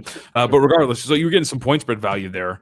So I would say I don't eliminate teams because they're necessarily bad. Like last week, I bet on the Jets, right, and just catching 17. There's no like prognostication about the money line. So I don't eliminate teams because the point spread is a great equalizer, right? That's what kind of. No, I mean I wouldn't eliminate the team. I won't bet a team. Like I did not have the Jets, nor would I have the Jets against the Rams. There is a point where like over 14, you can auto bet a 14 dog, right? Like I think there's other reasons like I don't want a team that doesn't have a quarterback, but I think there's also a point, there's a number, whether it's 14 or 17 or 11, where you say, look, that's a hard number to cover in the NFL. I have no problem with people jumping on the Jets. I think there's been a couple of times to take the Jets, but they're so bad. Like for me, I'm like, I'm not going to try to find that spot. Yeah. I'm more likely to get burnt trying to find that spot than I am, cash. Because like, oh yeah, I found the day they upset the Rams. Yeah. So I give you props. Like other people might be better at that than me. That's not me. Yeah, and like you said, I bet on the Jets catching 7. I had a 17-point cushion. It's not like I fired away on the money line and all week was like they're going to win this game. Like 17 helps you out a lot in that regard. And the Jets have actually been. It's funny because down the stretch, the Jets are a good example. They're a team that I've been kind of swinging on a little bit more often because I think at some point the value gets it gets pretty solid. Like the market gets way too low on certain teams, and you can find some spots, right? You can find 17 against the Rams. Who'd they play the week before that? I lost that one. I think they played the Dolphins at one point, lost that one, but then they caught a couple of big spots and were covering some pretty big numbers. The Bills were one of those games the first time around. So no, yeah. I thought the Bills. I know maybe I'm just thinking about my suicide pool pick that the Bills got home on that. They didn't cover. They probably didn't cover that game, but yeah, I had the Bills against the Jets. But I saw this ticket, Steve. Like, and listen. You parlay those two? Okay, I see it, but a $200 parlay on that? Right. Well, I'm assuming you're a sharp. No, I don't think you're a sharp if you're betting this. I think I'm assuming you're a sharp that has parlays like $10,000 worth of parlays across. You don't think so? I assume that this is a person who either regularly puts in a long shot thing like this. Yeah, this is not a sharp. When I worked at the Orleans book, I had a guy. I had multiple guys who did this during baseball. I had a guy who would do an 8-teamer every day with mostly dogs for $100, and he hit. I know he hit one during the season, so he probably made all his money back. So my guess is, well, I have no idea, but this could be a person who just does a 2-teamer with the 2 biggest dogs each week, money line for $200. So does it for the pay, season? Does it pay on the season? Well, in this case, it did. If you bet $3,400 and you just won $19,000, then you got it. So, but it doesn't mean you're going to nail one. You might go 4 years without nailing a week where the 2 biggest dogs of the week. Yep. And the 2 biggest, the one you might nail might only be for $7,000, and then right. you're still, well, you'd win. I just mentioned it was $3,400, But you could go years with that. Is that Renee's ticket? No, I don't know. I don't think so. No. Nice. Probably not. Nice. But is a Renee like that? Yes. All right, let's go. Let's go rapid fire on the picks here. So we got. I'm going to put up the screen here in a second. We got Saints -7 against my Vikings. The always predictable Minnesota Vikings. Man, they're reliable, aren't they? Holy shit! I keep going back to that well. Not this week. Not this week. they always look good. The Vikings always look good. No, Saints are bust. Yeah, I use the Saints on the teaser, so I'd rather bet the Saints in that spot. Buccaneers did not come home last week. We were talking about fading them, 2 weeks ago, John? So against the Falcons. Falcons were very competitive, although it wasn't Brady's fault, was it? Because Brady threw for like 395. In this case, the Lions are getting 9.5. Yeah, and like we talked about when we were talking about fading them, right? I told you wait one more week because the schedule lightens up and the numbers are going to get pretty high on them, and you can start to play against them. So it's not necessarily betting that the Bucs are a bad team; it's betting that the market's a little too high on them. So 1 week in, there's another one here where they're laying 9.5. I know it's the Lions, but that's a really big number, especially on the road. Yeah, I'll take 9.5. Yeah, I'm on the Lions. I think the Bucs are one of those 10-6 teams, which is not one that should be laying big numbers like this. And I think there is still a little fight in the Lions. They may have I can't lay 9.5 for the Bucs team that's been up and down. Cardinals at home, Niners at home. Wait, this is actually a home game for the Cardinals, but it is in the Niners' home now, Arizona. So Cardinals 5 against the Niners. Stupid joke, but I had to use it. It kind of matters. Niners. Yeah, I like the Niners a lot in this spot. I bet this one earlier today. 49ers +5. I'm in. Yeah. Why?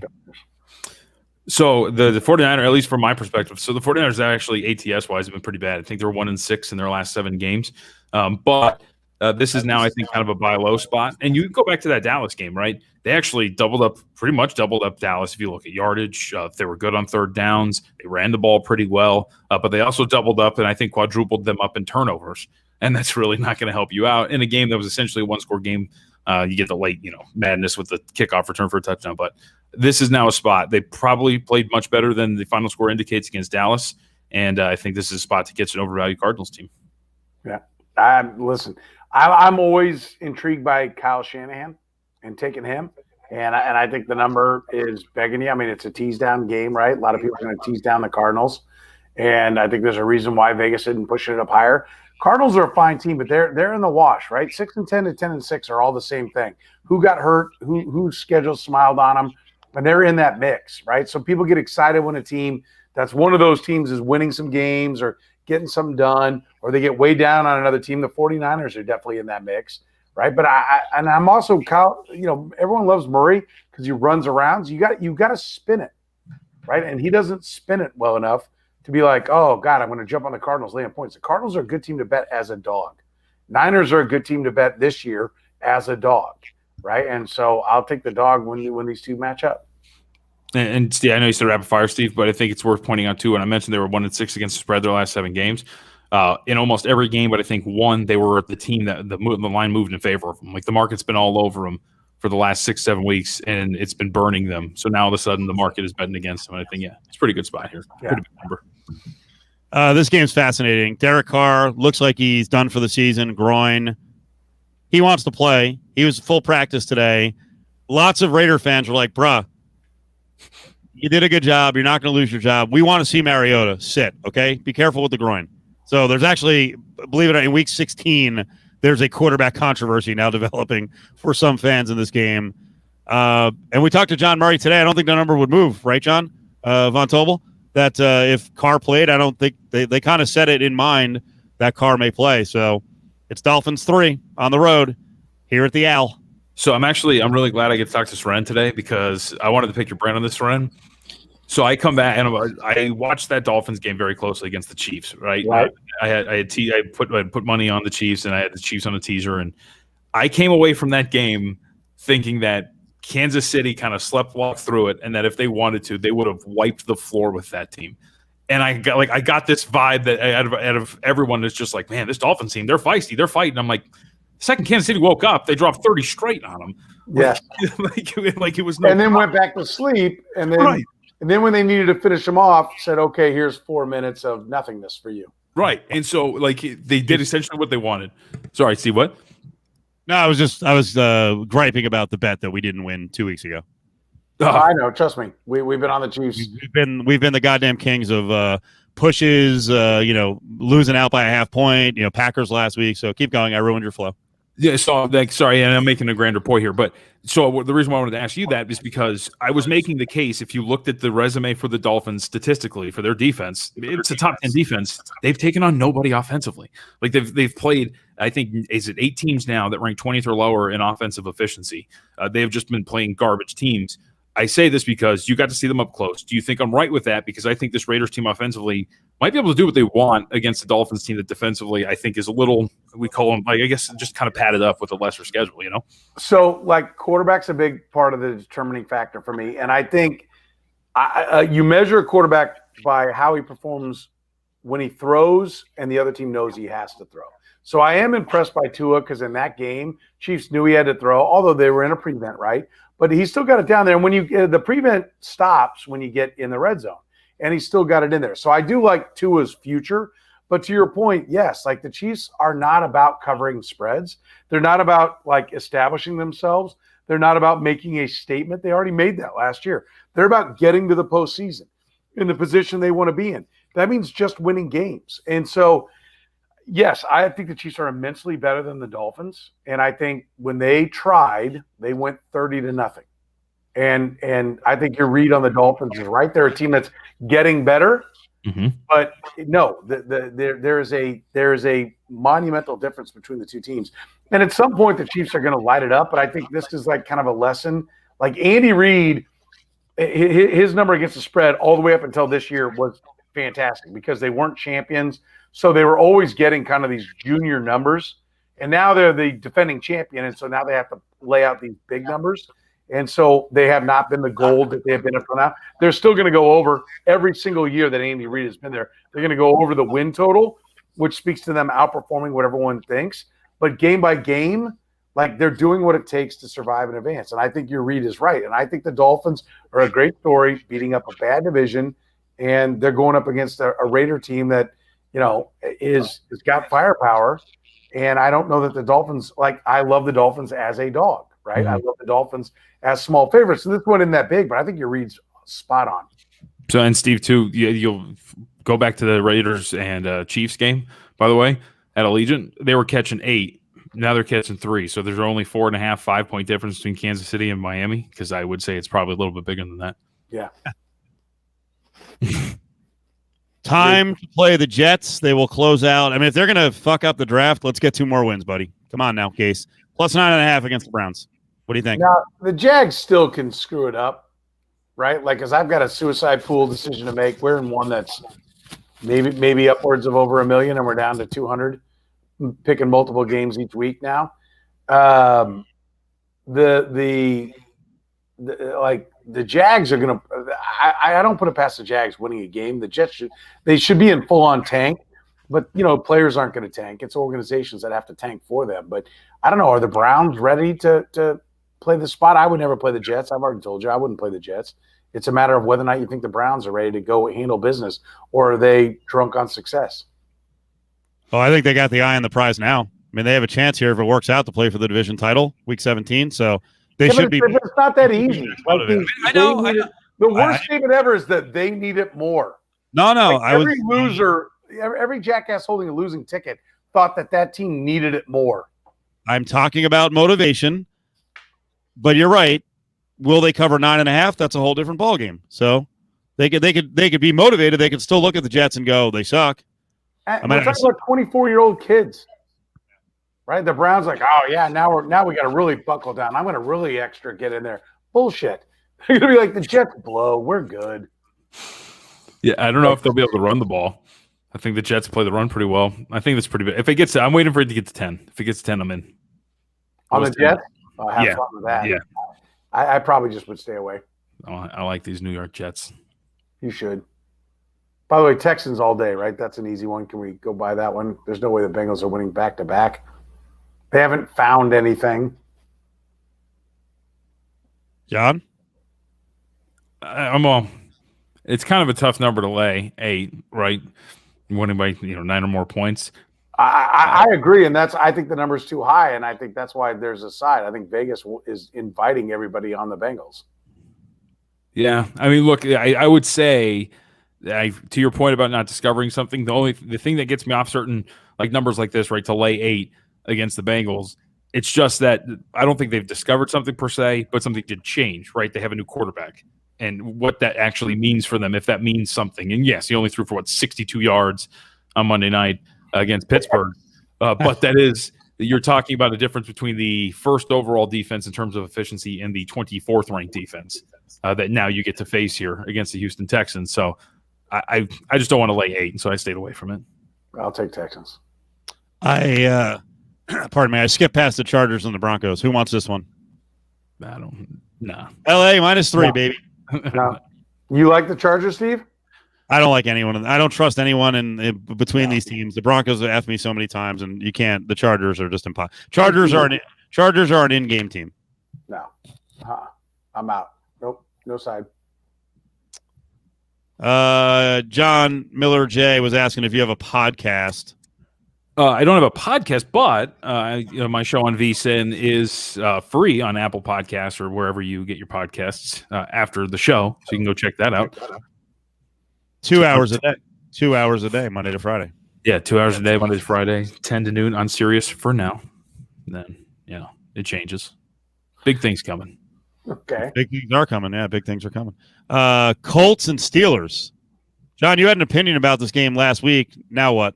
Or before the Steelers got upset, not last week, before the Steelers got upset by Cincy, I know you had an opinion. Has it changed?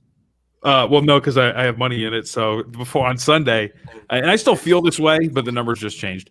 But Sunday night, I love this spot for the Steelers. I think and that was when they were 2.5-point favorite.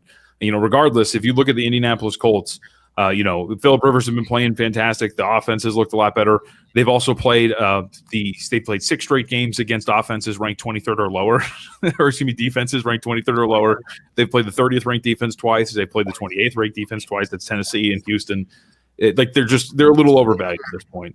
And you get the Steelers, who defensively are absolutely fantastic. Yes, their offense sucks, but if you look at the Colts defense the last 4 weeks, it's actually been pretty bad, at least 6 yards per play in every single one. Regardless, thought it was a really good spot. Bet at -2.5. They lose, so now it's Colts -1.5. But here's the thing, okay?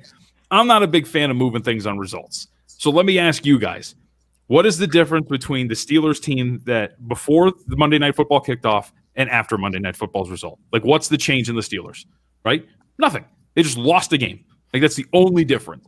We didn't discover that Ben Roethlisberger has a bad arm, right? We didn't discover that these injuries have hit their linebacking core.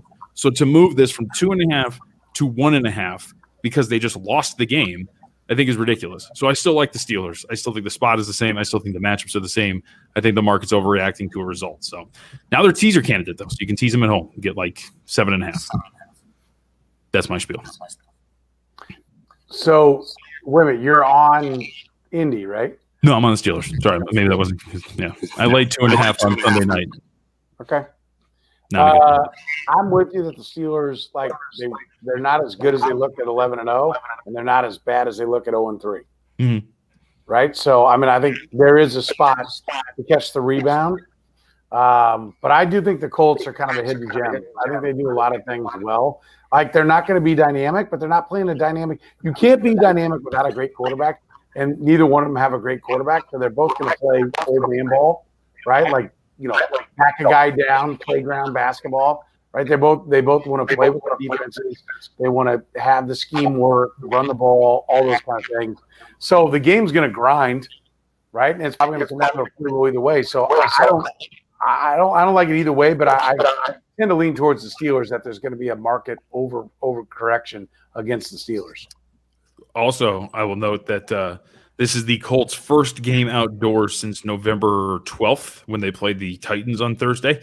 They have had 2 road games at Houston and Las Vegas, and then they've had the rest home games. So old man Rivers in the elements is going to be something to behold. Okay. Must be similar to what Kansas City's going to get on Thursday and Friday, right? For Pittsburgh over the weekend. It's gotta be. Yeah, it's got to be. I mean, Saturday we're at 50, so that they might be back at 50. You know, that's probably Sunday's weather for Pittsburgh. Sunday, Pittsburgh 40. That's it. Nothing else. 40. That's not bad for football, though. No. Soren has seen Colts quarterbacks melt in the elements. 2 years ago, Andrew Luck went up there and acted like he had never seen a snowflake before. And the Colts just got wrecked. If you're a Colts guy, you might be overreacting with your fandom. Slightly. Yeah, potentially. I'm also Phillip Rivers. I mean, let's go. It's great. 12 touchdowns, 2 picks. You've been playing in air conditioning for 6 straight weeks. I'm loading up on Bears money line. Bears money line. Yeah, against the Jaguars. Okay. I told you every week I invest in the Jets getting the number 1 pick. So since I can be a jinx at times, I will bet the Bears. Hopefully I lose the bet. Yeah, there's no logic to that. You're adding nothing to the conversation. That's purely. I'm a shitty Jet fan. Hear me roar. To this conversation, no. Do I think the Jags can compete? Yeah, they can compete. I don't think they're not going to bail. They've been playing hard. It wasn't good last week. It was terrible last week. I think. Listen, the points are attractive with the Jags because I do think that they fight. There's a little fight left in them, and I think Doug Marrone, coaches a style that grinds people down and drags people back to the pack. Right, that's where he's at his best. Like when he has to play the role of the favorite, we know it shits the bed because he keeps everybody in it. And if they're more explosive, then they'll blow his doors off.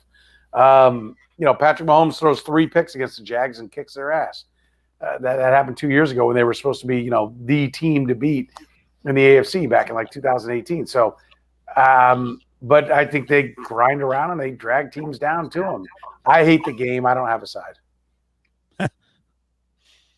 Nada over here. Same thing. Yeah, like Mitch Trubisky's been beaten up on bad defenses, and he gets another one. There's a realistic scenario where they just do the same thing, where he's still not good, but they get to beat up on a bad team. I'd want to take the Jags, but I can't play that quarterback. Yeah. I mean, which one? Exactly. I don't care. Throw him in a hat and pick irrelevant. One. I feel like Marrone walks in. He's like, I object on the grounds of irrelevancy. Like, Gardner, you're annoying me this week. Let's go with Mike. Right? It's like there's no difference between the 3 of them. All the same. Football team with a strip club loving Dwayne Haskins, which, by the way, I think a little too much was made of that. Football team 2.5 against the Panthers. I got a side. Ooh, what do you like? Panthers. Why? Because I think everyone's like, oh, Washington's got to have it. Here they go.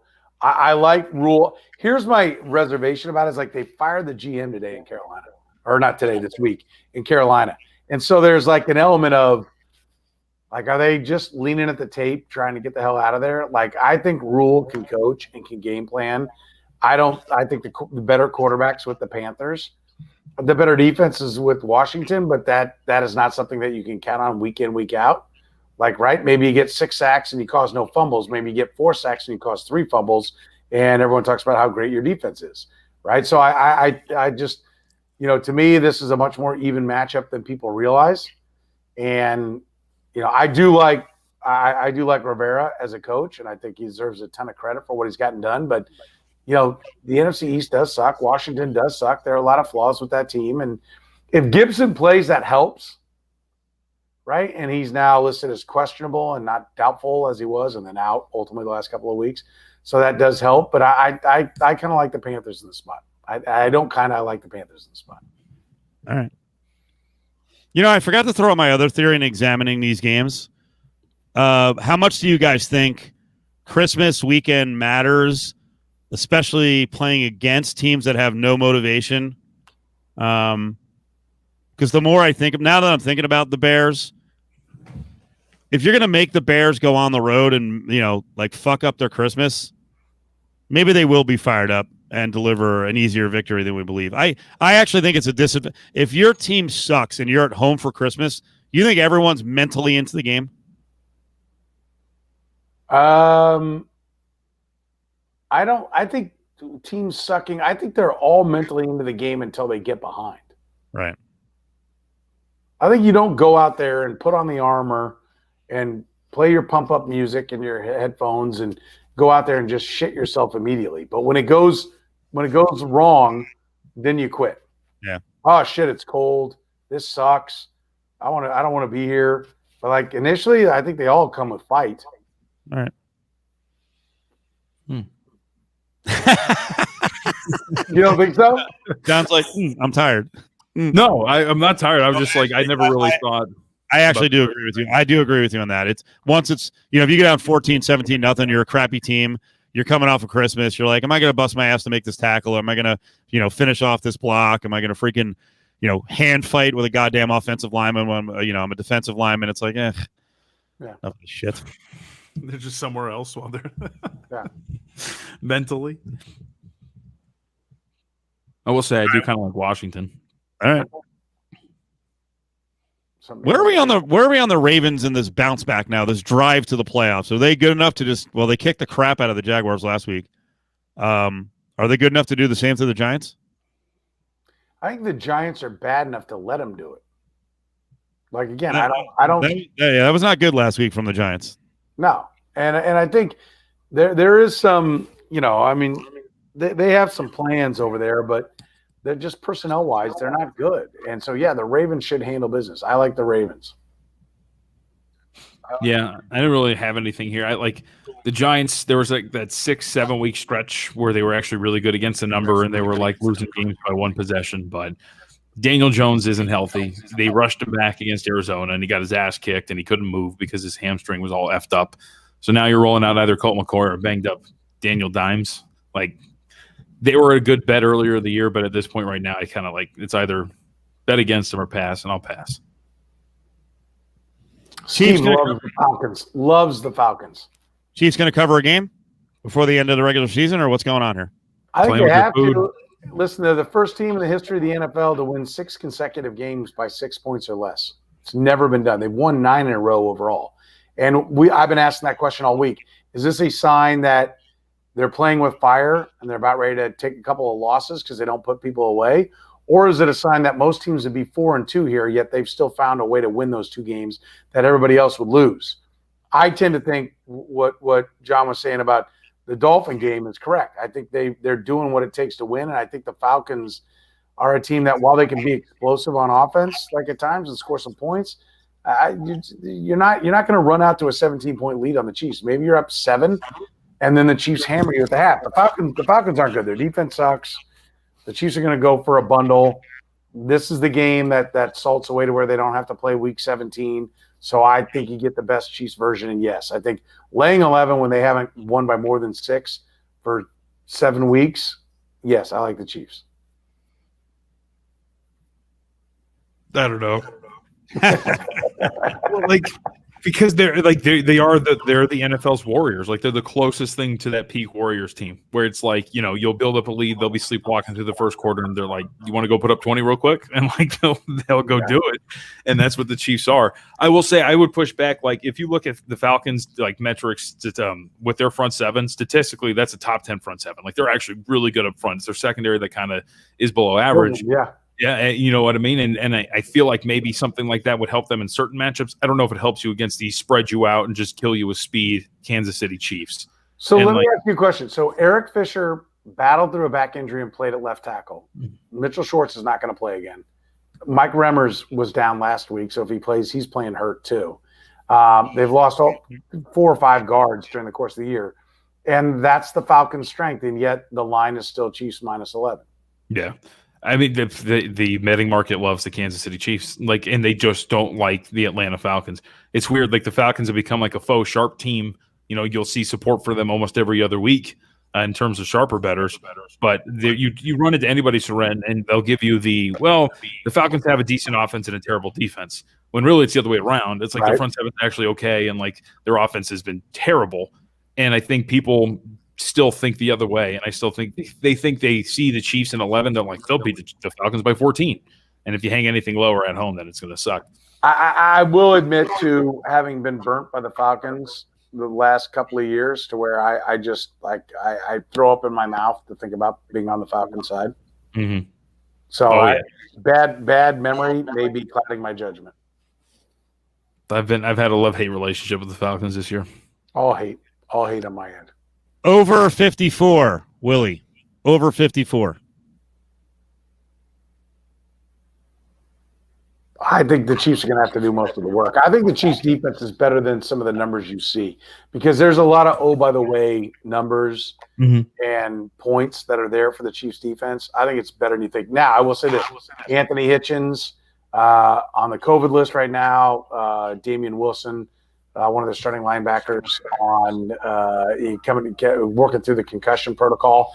So they're down there, but they have their safeties. They have their corners. The D-line, which needs to make a statement, is relatively healthy. So I think the Chiefs will do a better job against the offense. I don't think the Falcons are going to go up and down the field. If it gets over, it's going to get over because the Chiefs take it there. Yeah, I think the last point for me is like kind of what you're talking about too. The problem with betting against the Chiefs is they have the capability of covering that number, right? Like there's no question they can. It's whether or not they want to, and you'll just be one day you'll be on the wrong end of. Yeah, we feel like it today. First home game in like forever too, right? Well, they had they were at New Orleans last week. They had they were in Miami the week before. Yeah. And so they had 4 out of 5 on the road. Now they're finishing with 2 at home. Yeah. So Seahawks too small at 1.5 against the Rams at home. I don't know. The Seahawks haven't really been looking good, man. And this defense seems to be one that can just kill Russell Wilson. Just get all over him, force him to make mistakes. Hopefully he holds onto the ball too long as it is.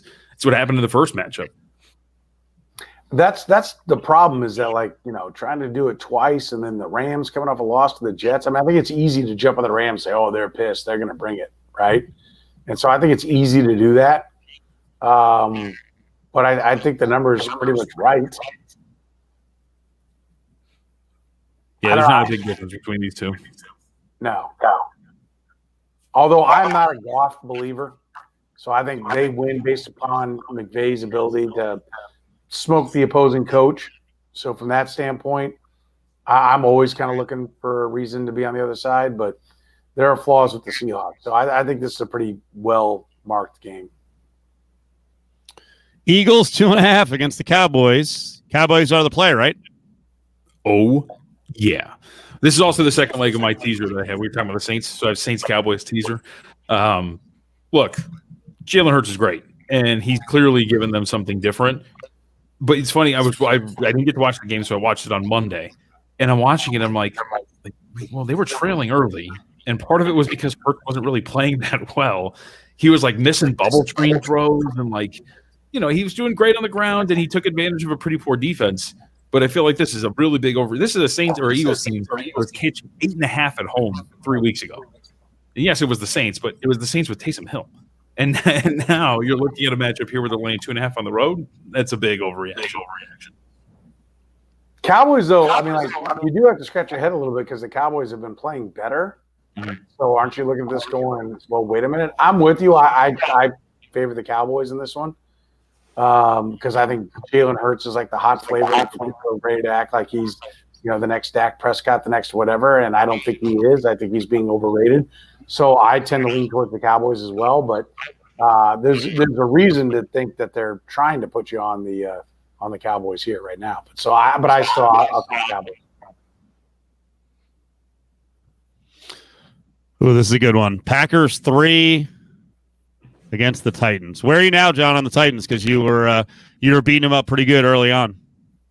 I'm still in the same place. Their defense still sucks. They're still the same team. They're going to catch some opponents. Even go back to the Colts game.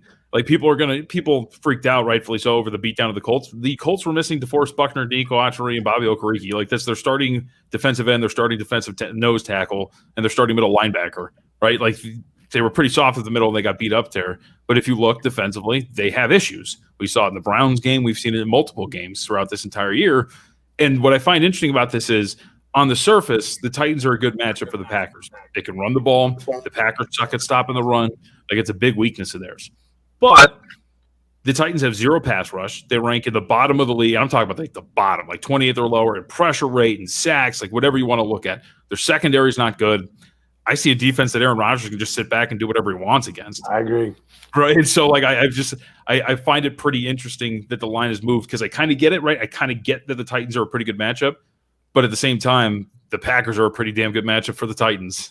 And I think that it more often than not is gonna go that way. Yeah, I'm on Packers. I think the Packers go up and down the field. I think the Titans are a 10-6 team. I think they're a lot of what they were last year, just playing with more confidence. And I think Tannehill's, more comfortable and playing more aggressively and everything. So I think they might be a little bit better, but I don't think that they're an elite team. I like the Packers. The weather, 35 and snow showers. Do you care? No. Not really. Both teams can run the ball. Well, obviously the Titans can, but both can run it relatively well. Yeah. No, doesn't matter. Just making sure. Is it windy? No wind, as Truth from Duluth said, no wind. Yeah. So Doesn't look like wind is the factor. So no wind, I'm in. Last one. Belichick's team have any fight left in it? Belichick fired up. Rivalry game. They're usually on the right side of the rivalry. Can Belichick buck up the Bills here? How sad and pathetic does the Belichick angry man one-word answer sound when he's getting his ass kicked? Yep. Do you think it sounds any better in front of his team?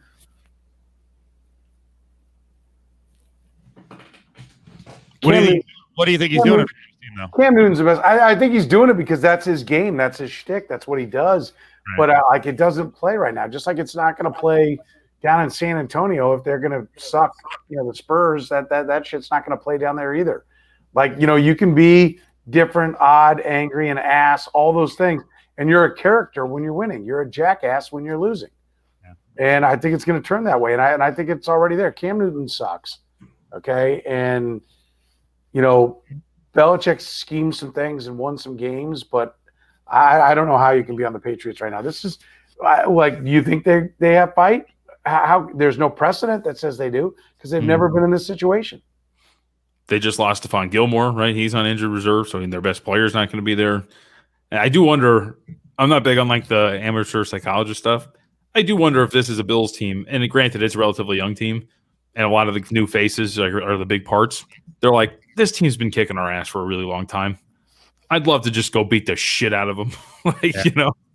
How enjoyable would that be for Buffalo, the franchise? And I think when you're laying points, that's real because if they get them down, they've taken a lot of ass kickings at this team's hands. Mm-hmm. So I think there's a reason, and McDermott as well to be like, we're not letting up. We're going to make the statement.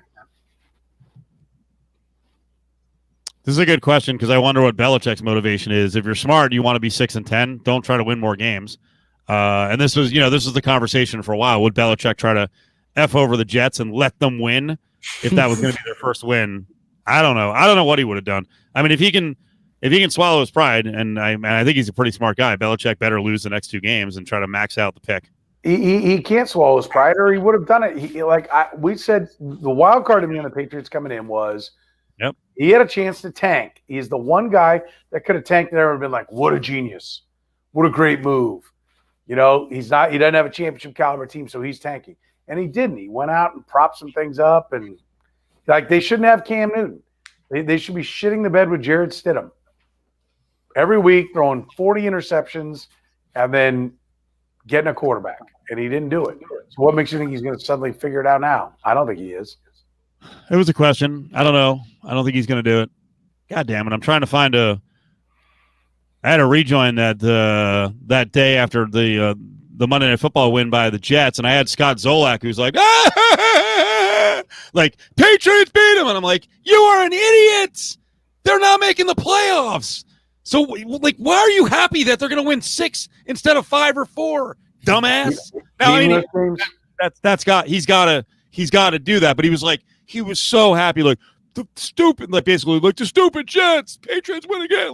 We'll see how stupid everyone is come draft time. So Hopefully, maybe a quarterback will be there for the Patriots, or they'll have to use a lot of their draft capital to move up. But we know this is another ego thing. Is Belichick actually capable of going away from his normal plan and moving up in the draft instead of moving back? Mm-hmm.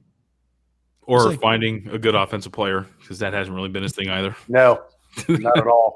He can't even find a good offensive lineman. Like, his eye for offensive talent is not very good.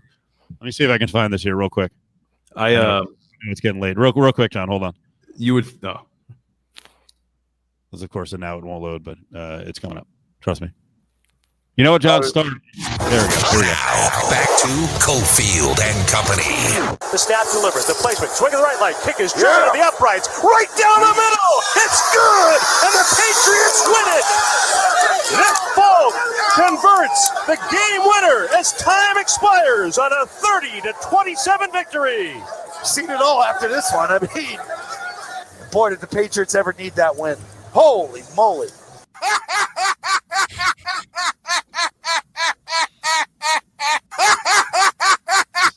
I was just like, you're so stupid. You got to be a homer in his position, but yeah, there's no like.